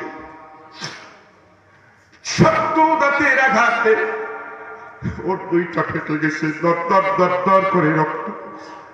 রাসূলুল্লাহর বুক ভিজে গেছে। রাসূলুল্লাহ নিজেকে সামনে আনিয়ে কয়, কেন রে বেটা, তুমি আমার এত দূরে আঘাত করলে, ফেলে দিলি। আমার ধর্মের কথা আমি মানি, বলি তোমরা মানো না মানো তোমাদের ব্যাপার, কথা কি আমি বলতে পারবো না। নরাবামা ওই বড় মস্তানের কোন ধরনের দয়ার উদ্রেক হয় নাই। ইতিহাস সাক্ষী, এরকম রাসূলুল্লাহ ওই বাঁধানো রশিটা, ওই বাঁধানো এরকম করে গামছাটা ধরে টেনে হেসড়ে গোটা বাজারের অলিতে গলিতেই চতুর্দিকে হাসরাইতে হাসরাইতে নিয়ে বলে, কে আছো রে? এই দেখো আব্দুল্লাহর পোলা মোহাম্মদ, তোমাদের সমস্ত মুখের থুতুগুলো তার উপরে নিক্ষেপ করো। আমার আপনার কলিজার টুকরা নবী পয়গম্বরে আলম দিনের কথা বলতে যাইয়া, দিন প্রসার করতে যাইয়া এরকম রক্তাক্ত হয়ে গিয়েছিলেন। ইসলাম এত সহজে আসে। এই 13 বছর ছিল কষ্ট সহ্য করার বৈশিষ্ট্যমান। প্রথম জন্ম স্পষ্ট রাসূলকে আল্লাহ হিজরতের অনুমতি দেওয়ার আগে আল্লাহর নবী নিজে হিজরতের অনুমতি আল্লাহর কাছে 70 বারেরও বেশি চাইছিলেন, আল্লাহ দেয়নি। আল্লাহ আকবার বলেন। ভাই 70 বারেরও বেশি আল্লাহ যেটা দেয় নাই, আল্লাহ নিজেই এখন রাসূলকে দিতেছে। রাসূল খুশি হয়েছে না বেজার হয়েছে? খুব খুশি হয়ে গেছে। ঘটনা আপনারা জানেন। রাসূল নিয়ে চলে আসলেন, আমার দিকে তাকান। রাসূল যখন সানিয়াতুল বেদা গেলেন, সানিয়াতুল বেদা কারে বলে আজকে মনে রাখবেন। সানিয়াতুল বেদা বলা হয় মক্কাও শেষ মদিনাও শুরু, এই নো ম্যাচ ল্যান্ড, বর্ডার এলাকা। এটা মক্কাও না মদিনাও না। আরে কথা কন না কেন? নো ম্যাচ ল্যান্ড বোঝেন কি? বাংলাদেশে আছে না এরকম কি সীমান্তের মধ্যে? ওটা বাংলাদেশেরও না ভারতেরও না, নো ম্যাচ ল্যান্ড। সানিয়াতুল বেদা, হ্যাঁ, এই জায়গা রাসূল পাক সাল্লাল্লাহু আলাইহি ওয়াসাল্লাম যখন আসলেন, আসার পরে নবী করিম সাল্লাল্লাহু আলাইহি সাল্লাম ওই হিজরতের রাতে, একে তো হিজরতের রাত, যারা মুহাজির হয় তাদের দোয়া কবুল, সুবহানাল্লাহ বলেন, আর যারা মুসাফির হয় তাদের দোয়া কবুল। আল্লাহর নবী মুহাজির ছিলেন এবং মুসাফির ছিলেন। এই অবস্থায় আল্লাহর কাছে অনেকগুলো দোয়া করছিলেন, আর এই দোয়াগুলো আল্লাহ পাক কোট করছিলেন, রেকর্ড করিয়ে কোরআনুল কারীমের মধ্যে ঢেলে দিয়েছেন। সুবহানাল্লাহ বলেন। তার মধ্যে একটা দোয়া ছিল কি? আমার দিকে দেখেন, ওয়াজআলনি মিন লাদুনকা সুলতানান নাসীরা। আল্লাহু আকবার। কয় আল্লাহ, মক্কায় ছিলাম 13 বছর, শুধু মাইরে খাচ্ছি। কেন খাচ্ছি আল্লাহ জানেন? আমি জানি আমাদের ক্ষমতা ছিল না, আবু জেহেলেরাই রাষ্ট্র ক্ষমতায় ছিল, আমাদেরকে খালি ধরে পিড়েইছে। আল্লাহ গো, আমি জানি তোমার ইসলাম কায়েম করতে গেলে একটা রাষ্ট্র লাগবে আর ক্ষমতাও লাগবে। এই জন্য আল্লাহ, যে দেশে যাইতেছি দয়া করে তুমি সেই দেশটাকে তোমার রহমতের ভান্ডার থেকে এমন একটা কল্যাণকর রাষ্ট্র হিসাবে আমাকে দাও। আসমান থেকে তোমার রহমত হবে, জমিন থেকে তোমার রহমত হবে, ওই দেশটা পরিচালনার দারভার আসবে আমার উপরে। আল্লাহ, এইরকম একটা কল্যাণকর রাষ্ট্র আমাকে দান করো। চিৎকার মেরে বলুন আল্লাহু আকবার। ভাই বলেন, হিজরতের রাতে রাসূল অনেক দোয়া করছিলেন, তার মধ্যে একটা কি চাইছিলেন? রাষ্ট্র ক্ষমতা চাইছিলেন। অনেকের মুখ এখন কাউয়ের মতো কালা। হুজুর, আপনারা মৌলবীরা, আপনারা থাকবেন মসজিদ, আপনারা থাকবেন খানকা, আপনারা বাপের মিলাদে ডাহাবো, আসবেন, দাওয়াত খাবেন, তোমরা খাওয়া মুন্সি চলে যাবে। আরে কথা কন না কেন? আপনারা রাষ্ট্রের বোঝেন না। ইসলামটাকে শেষ করে ফেলালেন ধর্মীয় রাজনীতি করিয়া। ধর্ম ব্যবসায়ীরা, ফান্ডামেন্টালিস্ট, প্রতিক্রিয়াশীল মৌলবাদ। আরে কথা কন না কেন? ভাই, রাষ্ট্র ক্ষমতা চাওয়া যদি হারাম হতো, তাহলে রাসূল পাক সাল্লাল্লাহু আলাইহি ওয়াসাল্লাম হিজরতের রাতে রাষ্ট্র ক্ষমতা চাইলেন কেন? কথা কই? বাংলাদেশের মুসলমান, কুড়িগ্রামের ভাইরা, আপনারা যারা আমার মুরব্বী, পায়ে হাত রেখে বলছি, যারা আমার বড় তাদেরও পায়ে হাত রেখে বলছি, যারা আমার সমবয়সী বন্ধু তোমার হাতে হাত রাখছি, যারা আমার ছোট মাথায় হাত রেখে বলছি, এই পৃথিবীতে যেদিন থেকে ধর্ম ইসলামটাকে রাষ্ট্র থেকে আলাদা করা হয়েছে, সোজা বাংলা কথায় মোল্লা মৌলবীদেরকে সংসদের সংসদীয় আসন থেকে দূরে রাখা হয়েছে, সেই দিন থেকে জন্ম হয়েছে টাকা পাচারকারী ধর্ষক মানুষেরা। কথা বলেন ঠিক না? এই সোজা বাংলাটা বোঝেন না কেন? আপনার এত বড় মন্ত্রী আত্মীয়, তাকে আপনার বাপের জানাজায় দেন না কেন? কারণ আপনি জানেন ওই ওই মন্ত্রই কোন মন্ত্র থেকে কোন মন্ত্র পড়বে।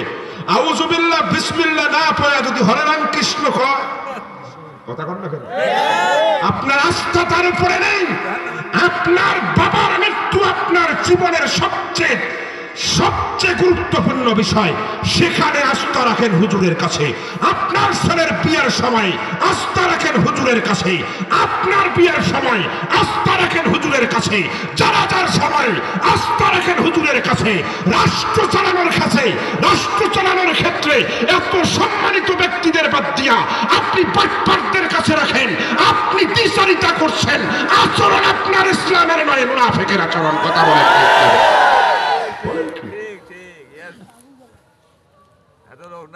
কেমনে বুঝাবো আপনাদের? আমার নবী পয়গম্বরে আলম বলছেন, সুলতান নসির, আমাকে একটা ইসলামী রাষ্ট্র দেন। আমার নবী ইসলামী রাষ্ট্র চাইছে, আপনারা ইসলামী রাষ্ট্র চান কি চান না? না, আওয়াজ বলেন চান কি চান না? কারা চান একটু হাত তুলে আল্লাহরে দেখান। লিল্লাহি তাকবীর। আরে মুসলমানের তাকবীর দেন। লিল্লাহি তাকবীর। আপনারা না চাইলেও আগামী পৃথিবী মুসলমানের হবে। সুবহানাল্লাহ কয়। ভারত চাদর বদল করতেছেন, ভারত চাদর বদল করতেছেন। আপনারা কি মনে করছেন আমরা কি জীবনে কল্পনা করতে পারছিলাম ঢাকা বিশ্ববিদ্যালয়ে যেখানে নাস্তিক জন্ম হয়, নাস্তিক জন্ম করার মানে জন্মার ওটা হলো মেশিন গান। আরে কথা কয় না? সেই জায়গার ভিতরে সার্জিস আর হাসানাত আব্দুল্লাহর মতো আবাবিলেরা জন্ম হয়েছে। আমরা ভাবতে পারি নাই বাংলাদেশের যুবকেরা মনে করছিলাম এই ডিসেন্টিনার বদলে যে ভারতীয় সংস্কৃতি, ভারতের ঘৃণা এদের প্রতি কেন জন্মেছে। এই অনেক যুবক দেখতে পাচ্ছি। আমি কোরআন থেকে বলছি আগামী পৃথিবী মুসলমানের। অনেক মৌলবীরাই যুবকদেরকে দেখলে কয় ফাঁসি ফাঁসি ফাঁসি। ফতোয়ার ভাষা কোন কোন?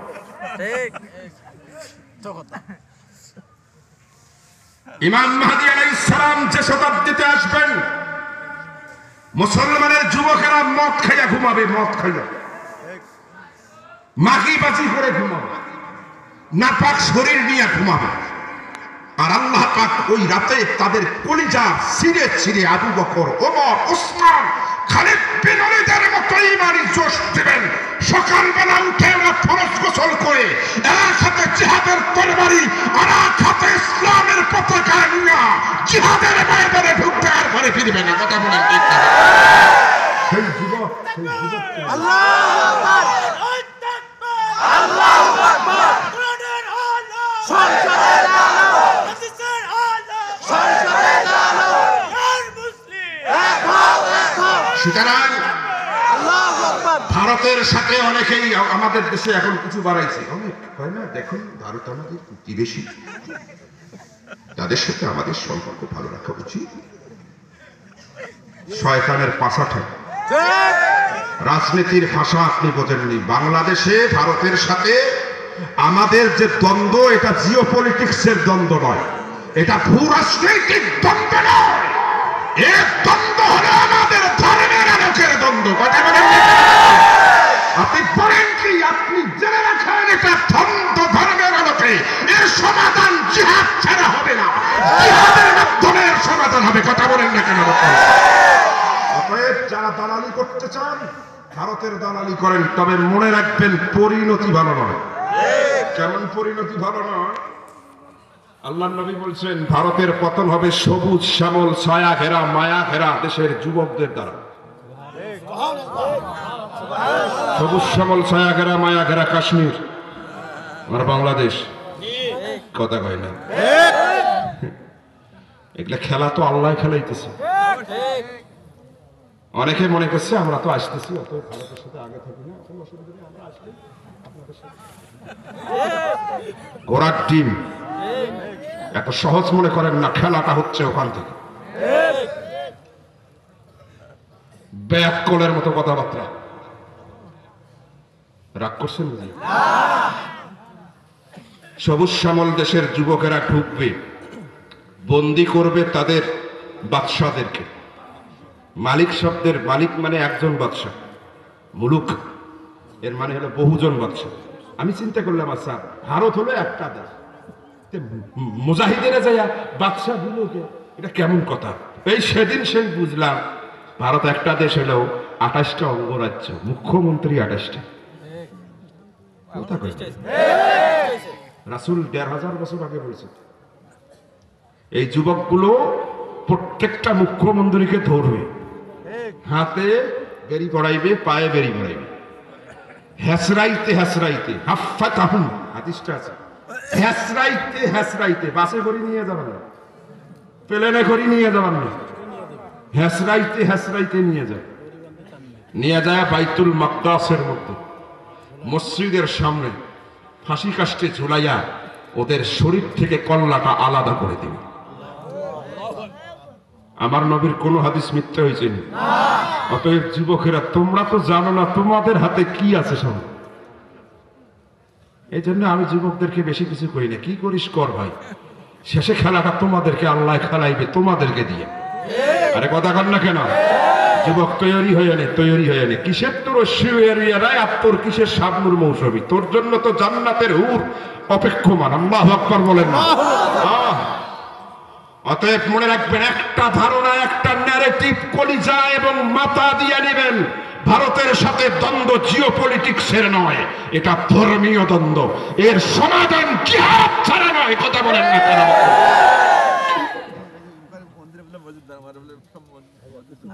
এখন আপনারা যারা ভারতের দালালি করতে চান করতে থাকেন।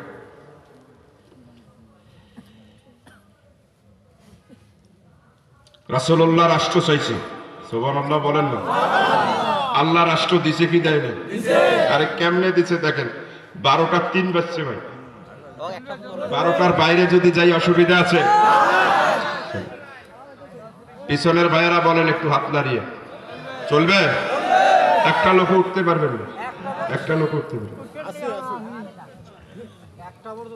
মদিনাওয়ালা নবী কিভাবে পাইছেন আমার দিকে তাকান। শুধু মদিনায় গেছেন ভাই, ইহুদি, বৌদ্ধ, খ্রিস্টান, আস্তিক, নাস্তিক সবাই দেখার জন্য আসিয়া রাসূলুল্লাহ চেহারা দেখিয়া কয়, ভাই জীবনে কত মানুষ দেখছি, এত সুন্দর মানুষ, আরে এত সুন্দর মানুষটা জীবনে মিথ্যে কথা বলতে পারে না। আমাদের রাষ্ট্র তো কোনো উন্নতি নাই, আমরা সবাই মিলে এই মোহাম্মদকে এই রাষ্ট্রের নেতা বানায়া দিলাম। কুদরতের খেলা খেলছেন কে বলেন? আল্লাহ।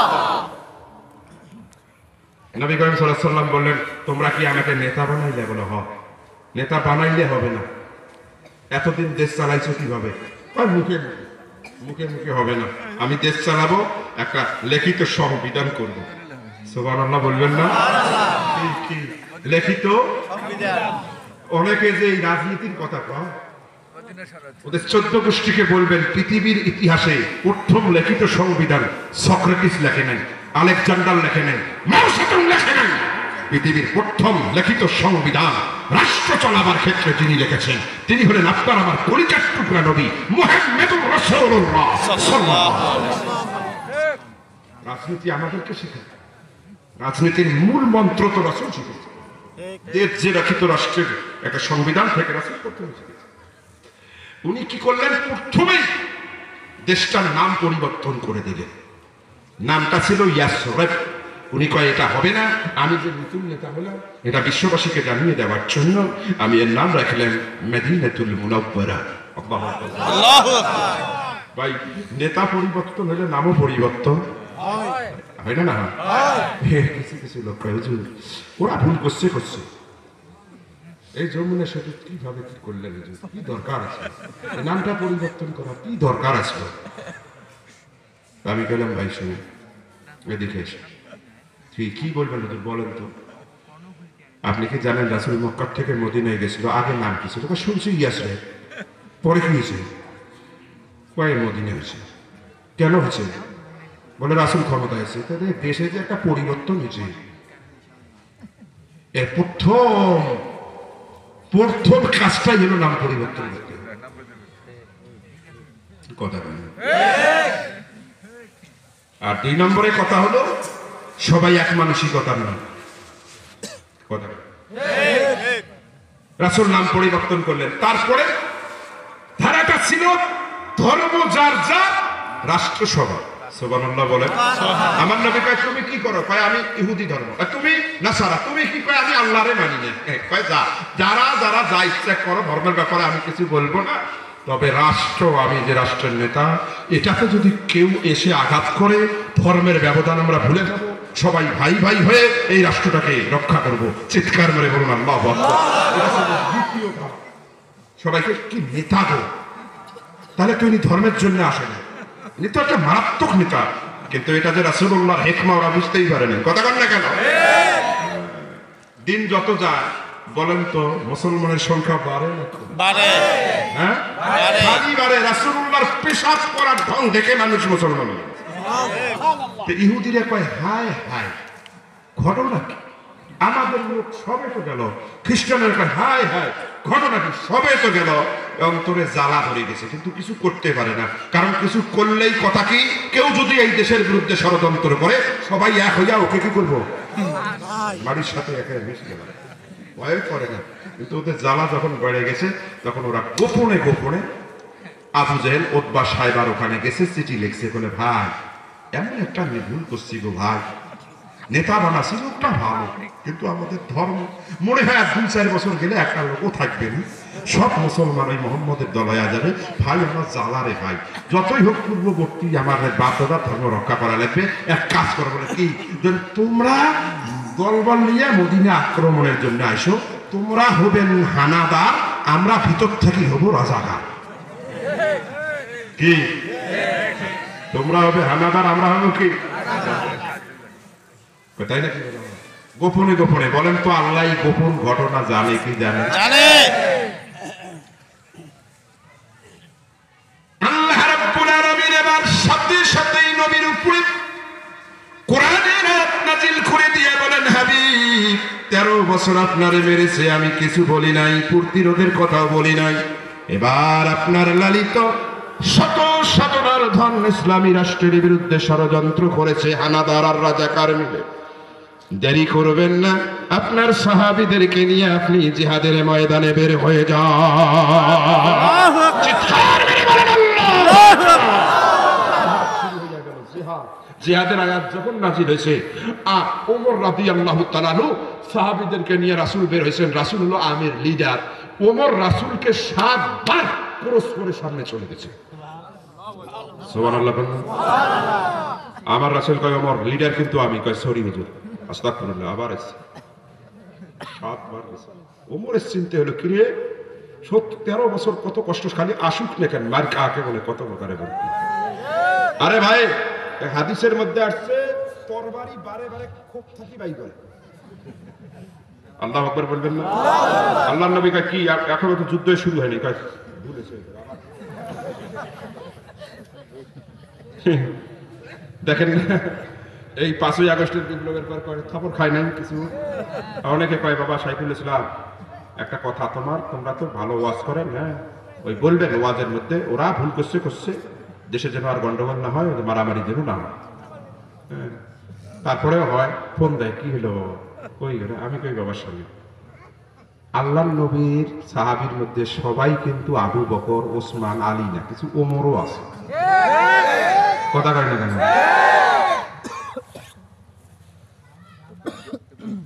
জিহাদের আয়াত নাযিল হয়েছে, রাসূলকে বাদ দিয়ে তরবারি ধরে যায়। ঠিক তো ওটা কি গুনাহ হয়েছে? ওমরের ঈমানি চেতনা নিয়ে গেছে।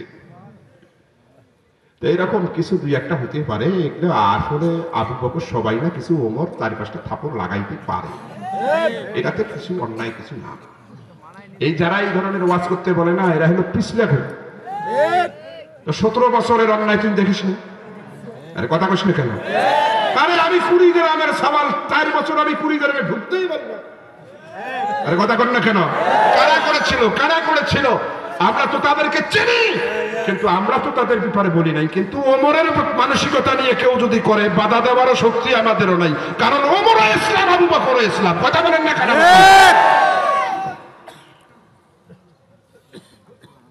ভাই জিহাদ যখন শুরু হয়েছে, বদর, উহুদ, খন্দক, খালি জিহাদ আর জিহাদ। এমন জিহাদ শুরু হয়েছে মদিনায়, এই জিহাদ করতে যাইয়া পা কাটি গেছে, ঘাস শুকিয়ে এই নাই, হ্যাঁ, এই ঘা শুকায় নাই, তাতে আবার আওয়াজ আসছে আন্নাফির হাইয়া আলাল জিহাদ, কে আসো বের হও, জিহাদের ডাক এসেছে, বিনিময়ে জান্নাত কিনে নাও। আল্লাহু আকবার। আরে ঘাও শুকায় নাই, যুবক দেখ, ঘাও শুকায় নাই, আবার করবার নিয়ে বেরিয়েছে। হাদিস শরীফের মধ্যে আসছে এক সাহাবী 4 মাস জিহাদ করে বাড়িতে এসেছেন, ডাক দিয়া কয় বউ, এ বউ, যখন বউয়ে ডাক দিছে, বউয়ের কানের মধ্যে প্রিয়তমর যখন কণ্ঠ শোনা গেছে, পাগল নির্বেশে দৌড় দিয়ে আইসে কয় স্বামী, এই যে দেন আপনার তরবারি দেন, তরবারি দিছে। কয় মাথার হেলমেটটা দেন, হেলমেট দিছে। বলে বর্মটা দেন, বর্মটা দিছে। এবার দুই চোখ 4 চোখের মধ্যে মায়ার নজর যখন আসছে, এমন সময় আওয়াজ এসেছে আন্নাফির আন্নাফির হাইয়া আলাল জিহাদ, কে আসরে জিহাদের ডাক দিয়েছে নবী, জান্নাত কিনে নাও জিহাদের মাধ্যমে। তাফসীরের কিতাব এবং হাদিসের কিতাবের মধ্যে আসছে, সাথে সাথে ওই যুবক আস্তে করে ঘুরেছে, ঘুরে ডাক দিয়া কয় প্রিয়তমা, আমার তরবারিটা আমারে ফেরত দাও, বর্মটা আমার মাথায় গায়ে পরিয়ে দাও, হেলমেটটা মাথায় পরিয়ে দাও। স্ত্রী চোখের পানি ছেড়ে দিয়া কয় 10টা মিনিট আমারে টাইম দেন, আল্লাহর দোহাই লাগে 4 মাস পরে আপনার সাথে আমার দেখা। এবার আল্লাহর বান্দা কঠোর হইয়া গেছে, মুখ ঘুরাইয়া নিয়ে বলে খবরদার বাধা দিবি না, খবরদার আমারে মায়ার নজরে আটকাবি না, জান্নাতের সুঘ্রাণ আমি আমার নাকের ডগায় পাইব প্রিয়তমা, খবরদার খবরদার আমারে বাধা দিবি না, খবরদার আমারে মায়ার নজরে আটকাবি না। যদি জিহাদের ময়দানে যাইয়া বেঁচে আসি, গাজী হই, দেখা হবে। আর যদি তোমার তো এরকম করে জিহাদের ময়দানে যাইয়া শাহাদাতের পেয়ালা পান করি, যে আল্লাহ পাক তোমাকে আমাকে দুনিয়ায় জোড়া রাখিয়ে দিয়েছেন বেহেশতের ভিতরে, সেই আল্লাহ তোমার আমার মিলন ঘটিয়া দিবে। খালি জিহাদ আর জিহাদ। বউয়ের সময় দিতে পারে না, ঘাও নাই শুকাইতে। এখন থেকে 1 ঘন্টা 20 মিনিট আগের একটা পয়েন্ট আপনাদেরকে স্মরণ করে দিই। এটা ছিল খালি জিহাদের ঘটনা, খালি মানে একেবারে জিহাদের বৈশিষ্ট্যবান। 1 ঘন্টা 20 মিনিটের আগে আল্লাহর নবী এরকম আসরের নামাজের পরে মসজিদে নববীতে বসেছেন, মনে আছে তো? সাহাবীরা ঘেরাও করছে, একজন সাহাবীর হাত ভাঙা, আর এক সাহাবীর এরকম করে কি হয়েছে, ঘাও শুকায় নাই, তরবারি। হ্যাঁ, আর এক সাহাবী 4 মাস থেকে বউয়ের কাছে যাইতে পারে না, সবাই ঘেরাও করছে। এক চোখে কয়, হুজুর 40 বছর আপনি জন্মার 40 বছর আপনি যে নবী বুঝিয়ে নাই, কারণ আপনি তখন নবী হনেই নেই। আরে কথা কন না কেন, শরীয়ত হিসাবে। তারপরে পাইলাম 13 বছর মক্কায় খালি মারিয়ে খেলেন। এরপরে আসিয়া রাষ্ট্র গঠন করলাম, মনে হলো যে এবার বুঝি আমরা ক্ষমতায় যাব, ইসলামও প্রতিষ্ঠা হবে, এই দুঃখ দুর্দশা দূর হইয়া শান্তি সুখের বসবাস আমরা করতে পারবো। কিন্তু হুজুর মদিনায় আসিয়া যে অবস্থা, খাও নাই শুকাইতে যে আদর যাওয়া, কথা কর না, বউয়ের সাথে সময় দেওয়ার টাইমই নাই।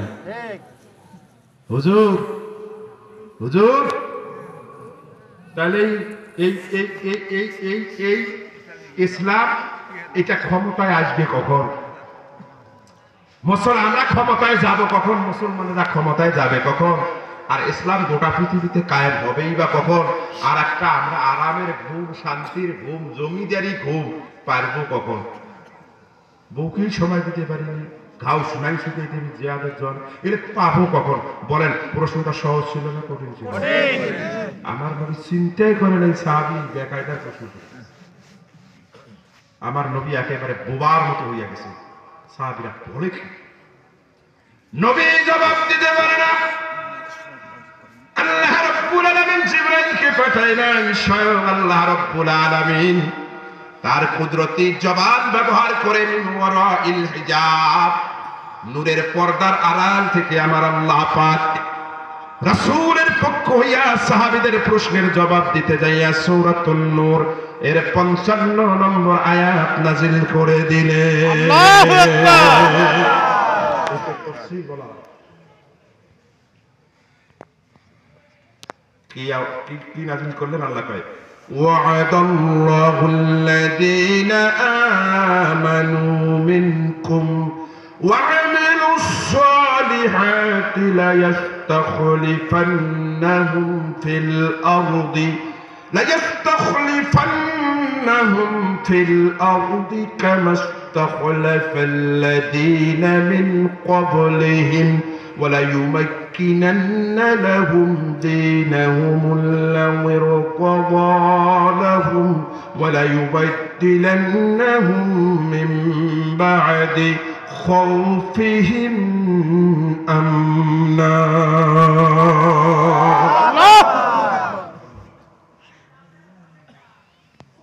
আল্লাহ কয় নবী মন খারাপ করেন না, এদের একটু ইমানের কারণে এরা একটু মানে অতি আবেগী হয়ে গেছে। আপনি বলে দেন আমি আল্লাহ ওয়াদা করছি তোমাদের সাথে তোমরা যারা ঈমান এনেছো আর সলে আমল করেছো, নেককার ঈমানদারদের সাথে আমি আল্লাহ ওয়াদা করছি কি লা ইয়াস্তাখলিফান্নাহুম ফিল আরদ কামা ইসতাখলাফাল্লাযীনা মিন ক্বাবলিহিম। গোটা পৃথিবীতে আমি মুসলমানদেরকে অবশ্যই ক্ষমতা দিব, যেমন পূর্ববর্তী দাউদ আর সুলাইমানকে দিয়েছিলাম। আল্লাহু আকবার। আরো আসতে হবে। আল্লাহু আকবার। মুসলমানের বিজয় কি এক দেশে হবে না গোটা পৃথিবীতে হবে? গোটা পৃথিবী। শুরু হয়েছে আফগানিস্তান থেকে না? ঠিক ঠিক। এই কয়েকদিন আগে সিরিয়ায় হয় না? আরে কথা কয় না। মনে করছেন মলবির ঘরে দিন শেষ না, এলা খেলা তো কিছুই বোঝেন না। খেলা অন্য ঘটনা আছে সামনে, সাবধান হয়ে যান। বিশেষ করে আগামী নির্বাচনটা আমাদের বাংলাদেশি মানুষদের জন্য খুব গুরুত্বপূর্ণ। কথা বলেন। মনে করছেন না আগে যেটা তোমরা কি কোন ভাই আমরা আসি ওই আগে যেটা উঠে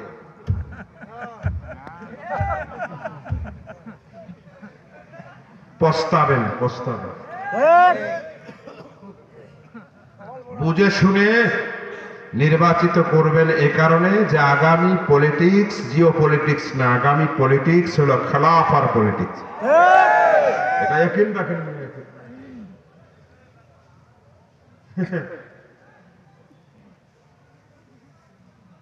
আল্লাহ কয় আমি আল্লাহ গোটা পৃথিবীর ক্ষমতা দিব, এটা আমার ওয়াদা। ওয়ালা ইউমাক্কিনান্না লাহুম দীনাহুম আল্লাযী ইরতাদা লাহুম।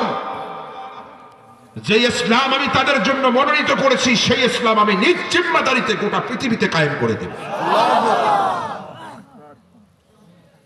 ওয়ালা ইউবাদদিলান্নাহুম মিন বা'দি খাউফিহিম আমনা। চুরি ডাকাতি, ভাইয়া দ্বন্দ্ব, টাকা পাচার, আরে কথা কয় না, এগুলো একটাও থাকবে না। আমি আল্লাহ এগুলো বন্ধ করে গোটা পৃথিবীটাকে জান্নাতের টুকরায় পরিণত করে দিব। পরিস্থিতি কি হবে জানেন? একটা ছোট্ট রমণী রাস্তা দিয়ে হেঁটে যাবে গভীর রাতে, আরে ধর্ষণ করা তো দূরের কথা, চোখ তুলে তাকাবে না, যুবকেরা তরবারি নিয়ে তার পাহারাদার হয়ে যাবে। একাকিনী রমণী নির্জন পথে যাবে, কোনো জন কটু কথা কবে না, কোনো জন কোনোখানে সম্পদের মোহে খুনার রাহাজানি হবে না। সেই দিন আর নয় বেশি দূরে, আর কিছু পথ গেলে মিলবে, সেদিন সবাই খোদাই বিধান পেয়ে দুঃখ বেদনা ভুলবে, দুঃখ বেদনা ভুলবে। অশান্তির কোপানলে মরিও না ধুকে ধুকে, আয় তোরা দিকে দিকে ছুটে আয়। যতদিন দূরে রবে ততদিন পিছে রবে, শান্তি আসিতেই দুনিয়ায়। খোদার আইন ছাড়া অন্য কিছুতে আর, খোদার আইন ছাড়া অন্য কিছুতে আর মানুষের মুক্তি না মিলবে, সেদিন সবাই খোদাই বিধান পে দুঃখ বেদনা ভুলবে, দুঃখ বেদনা ভুলবে কোনো একদিন।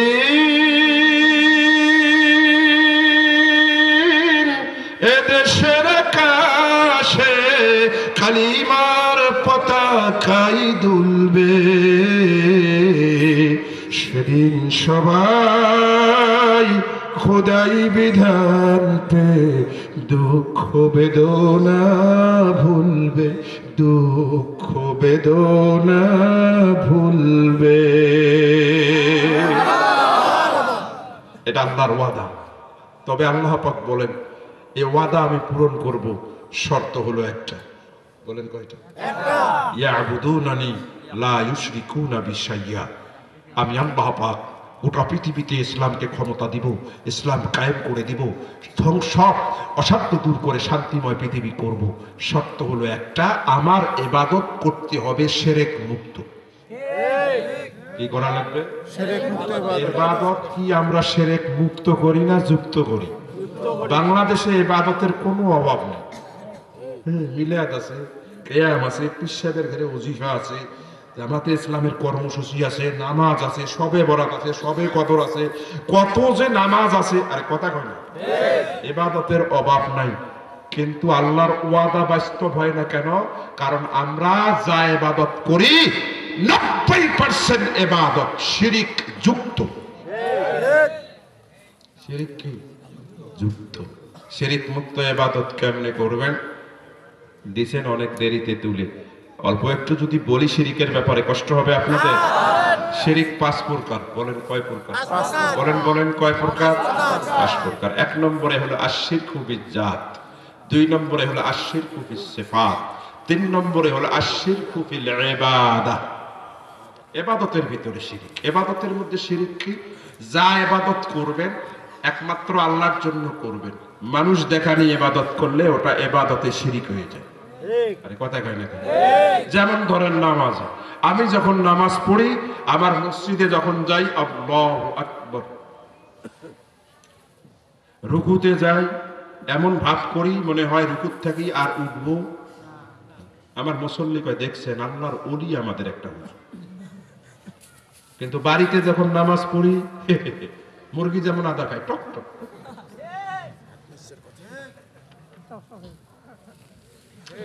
বাড়ির নামাজ হলো বউ দেখে কি করে, বউ তো জানে এটা কোন মার্কার হুজুর। আর মসজিদে যাইয়া যে এত লম্বা নামাজ পড়ি, এটা আল্লাহকে খুশি করার জন্য না, যাতে মুসল্লিরা ধোকায় পড়িয়া পরের বছরে হাদিয়াটা আরো 2000 বাড়ে দেয়। কথা কয় না কেন? শিরিক। শিরিক। দান করে মানুষ কয় শোনো, দান যে করলে মাহফিলে যাইতে পারি না পারি, নামটা যেন কয়। আরে ভাই কথা কয় না? শিরিক।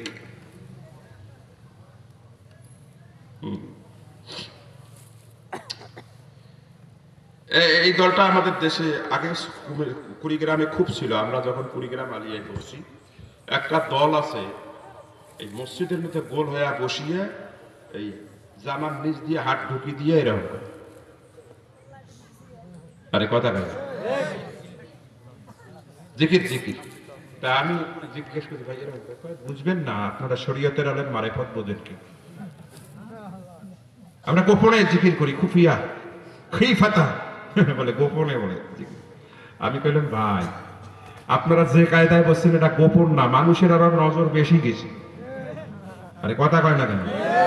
সব মানুষ আগার আপনার ঘপ করিয়া লঙ্গিন দিচ্ছে, হাত ঢুকি দিয়ে এরকম লাগাই দিচ্ছেন, মানুষের নজর তো এমনি যাবেই। আরো গোপন বেশি হইলো না কম হইলো? এরকম যত ইবাদত যদি আল্লাহর জন্য না হয়, মানুষ দেখানি হয়, রিয়া, এটা ইবাদতে শিরিক। 4 নম্বরে শিরিক আর আশিরকু বিল মুআমালা, যেগুলো ইবাদত নয় কিন্তু ইবাদতের আনুষঙ্গিক। আমার দিকে তাকান, যেমন ভোট, এইটা ইবাদত নয়। আমার দিকে বুঝবেন ভালো করে, না বুঝে কথা বলবেন। ভোট কোনো ইবাদত নয়, কিন্তু এই ভোটটা যদি একজন যোগ্য নেতাকে নির্বাচিত করে, তাহলে আপনার ওয়াজ মাহফিল, আপনার নামাজ, আপনার তাফসীর, আপনার মাদ্রাসা ভালোভাবে চলবে কি চলবে না এটার উপরে নির্ভরশীল হয়। আরে কথা কন না কেন? এখানেও মুমিনের কর্তব্য আছে। আপনি যখনই এমন ব্যক্তিকে নির্বাচিত করবেন যেই লোক কোরআন বোঝে না, কথা কয় না, ওই নেতাকে যদি বলেন যে ভাই শোনেন আমার বাপ মারা গেছে, আপনি একটু জানাজাটা পড়বেন, তবে দোয়াগুলো জোরে জোরে পড়বেন, ওই নেতা ওই জায়গার মধ্যে হাত ফেডেল হয়ে মারা যাওয়ার সম্ভাবনা অনেক বেশি আছে।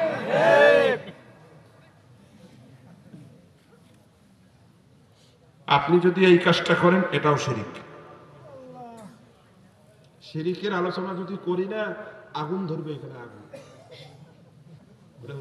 অথচ আল্লাহ কয় আমি গোটা পৃথিবীতে আমার এই 3টা ওয়াদা পালন করব, একটা মাত্র শর্ত, শিরক মুক্ত ইবাদত। আমরা শিরকের মধ্যে জড়িয়ে আছি। আরে আর একেবারে মৌলবি থাকি আরম্ভ করিয়া শোন। এই জন্য আল্লাহ যদি কোনোদিন চায়, যদি সুযোগ পায়, আমাকে স্মরণ করে দিবেন। আমি একমাত্র বক্তা, শুকরান বলছি, যেই বক্তা, আমি কুমিল্লায় ঢুকছি আজকে 12 বছর হয়, কুমিল্লার থেকে বাইরে হইতে পারি না। এবার 28টা মাহফিল ক্যান্সেল করছি। কতটা? 28টা।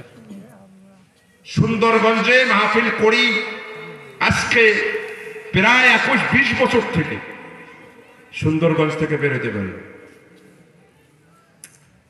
কেন? আল্লাহর রহমতে আমি যেখানে যাই দ্বিতীয় আলোচনা না করবারই চেষ্টা করি, নতুন আলোচনা দেবার চেষ্টা করি। কখনো কখনো হয়ে যায়। এই জন্য যদি অনেক দূর থেকে লোক আসেন, আমার এসে যদি মনে করেন যে নতুন আলোচনা শুনবেন, অন্তত দেখা করে বলবেন, বাবা, ভাতিজা, চাচা, ভাই, যার যেটা হোক, বাবা এই আলোচনা কিন্তু এটি করছেন ভাই, আসছি অনেক দূর থেকে, এটা নয়া আলোচনা দেন। এই আলোচনাটা আমি কুড়িগ্রামের কোথাও করি নাই, বিদায় এতগুলো লোক এতক্ষণ ধরে বসে আছেন, সুর নাই, স্বর নাই, গান নাই, গজল নাই, কেন বসে আছেন? আমি সাইফুল ইসলামের বাবাগিরি নয়, এটা আল্লাহ পাকের কোরআনুল কারীমের হক তাফসীরের মুজিজা।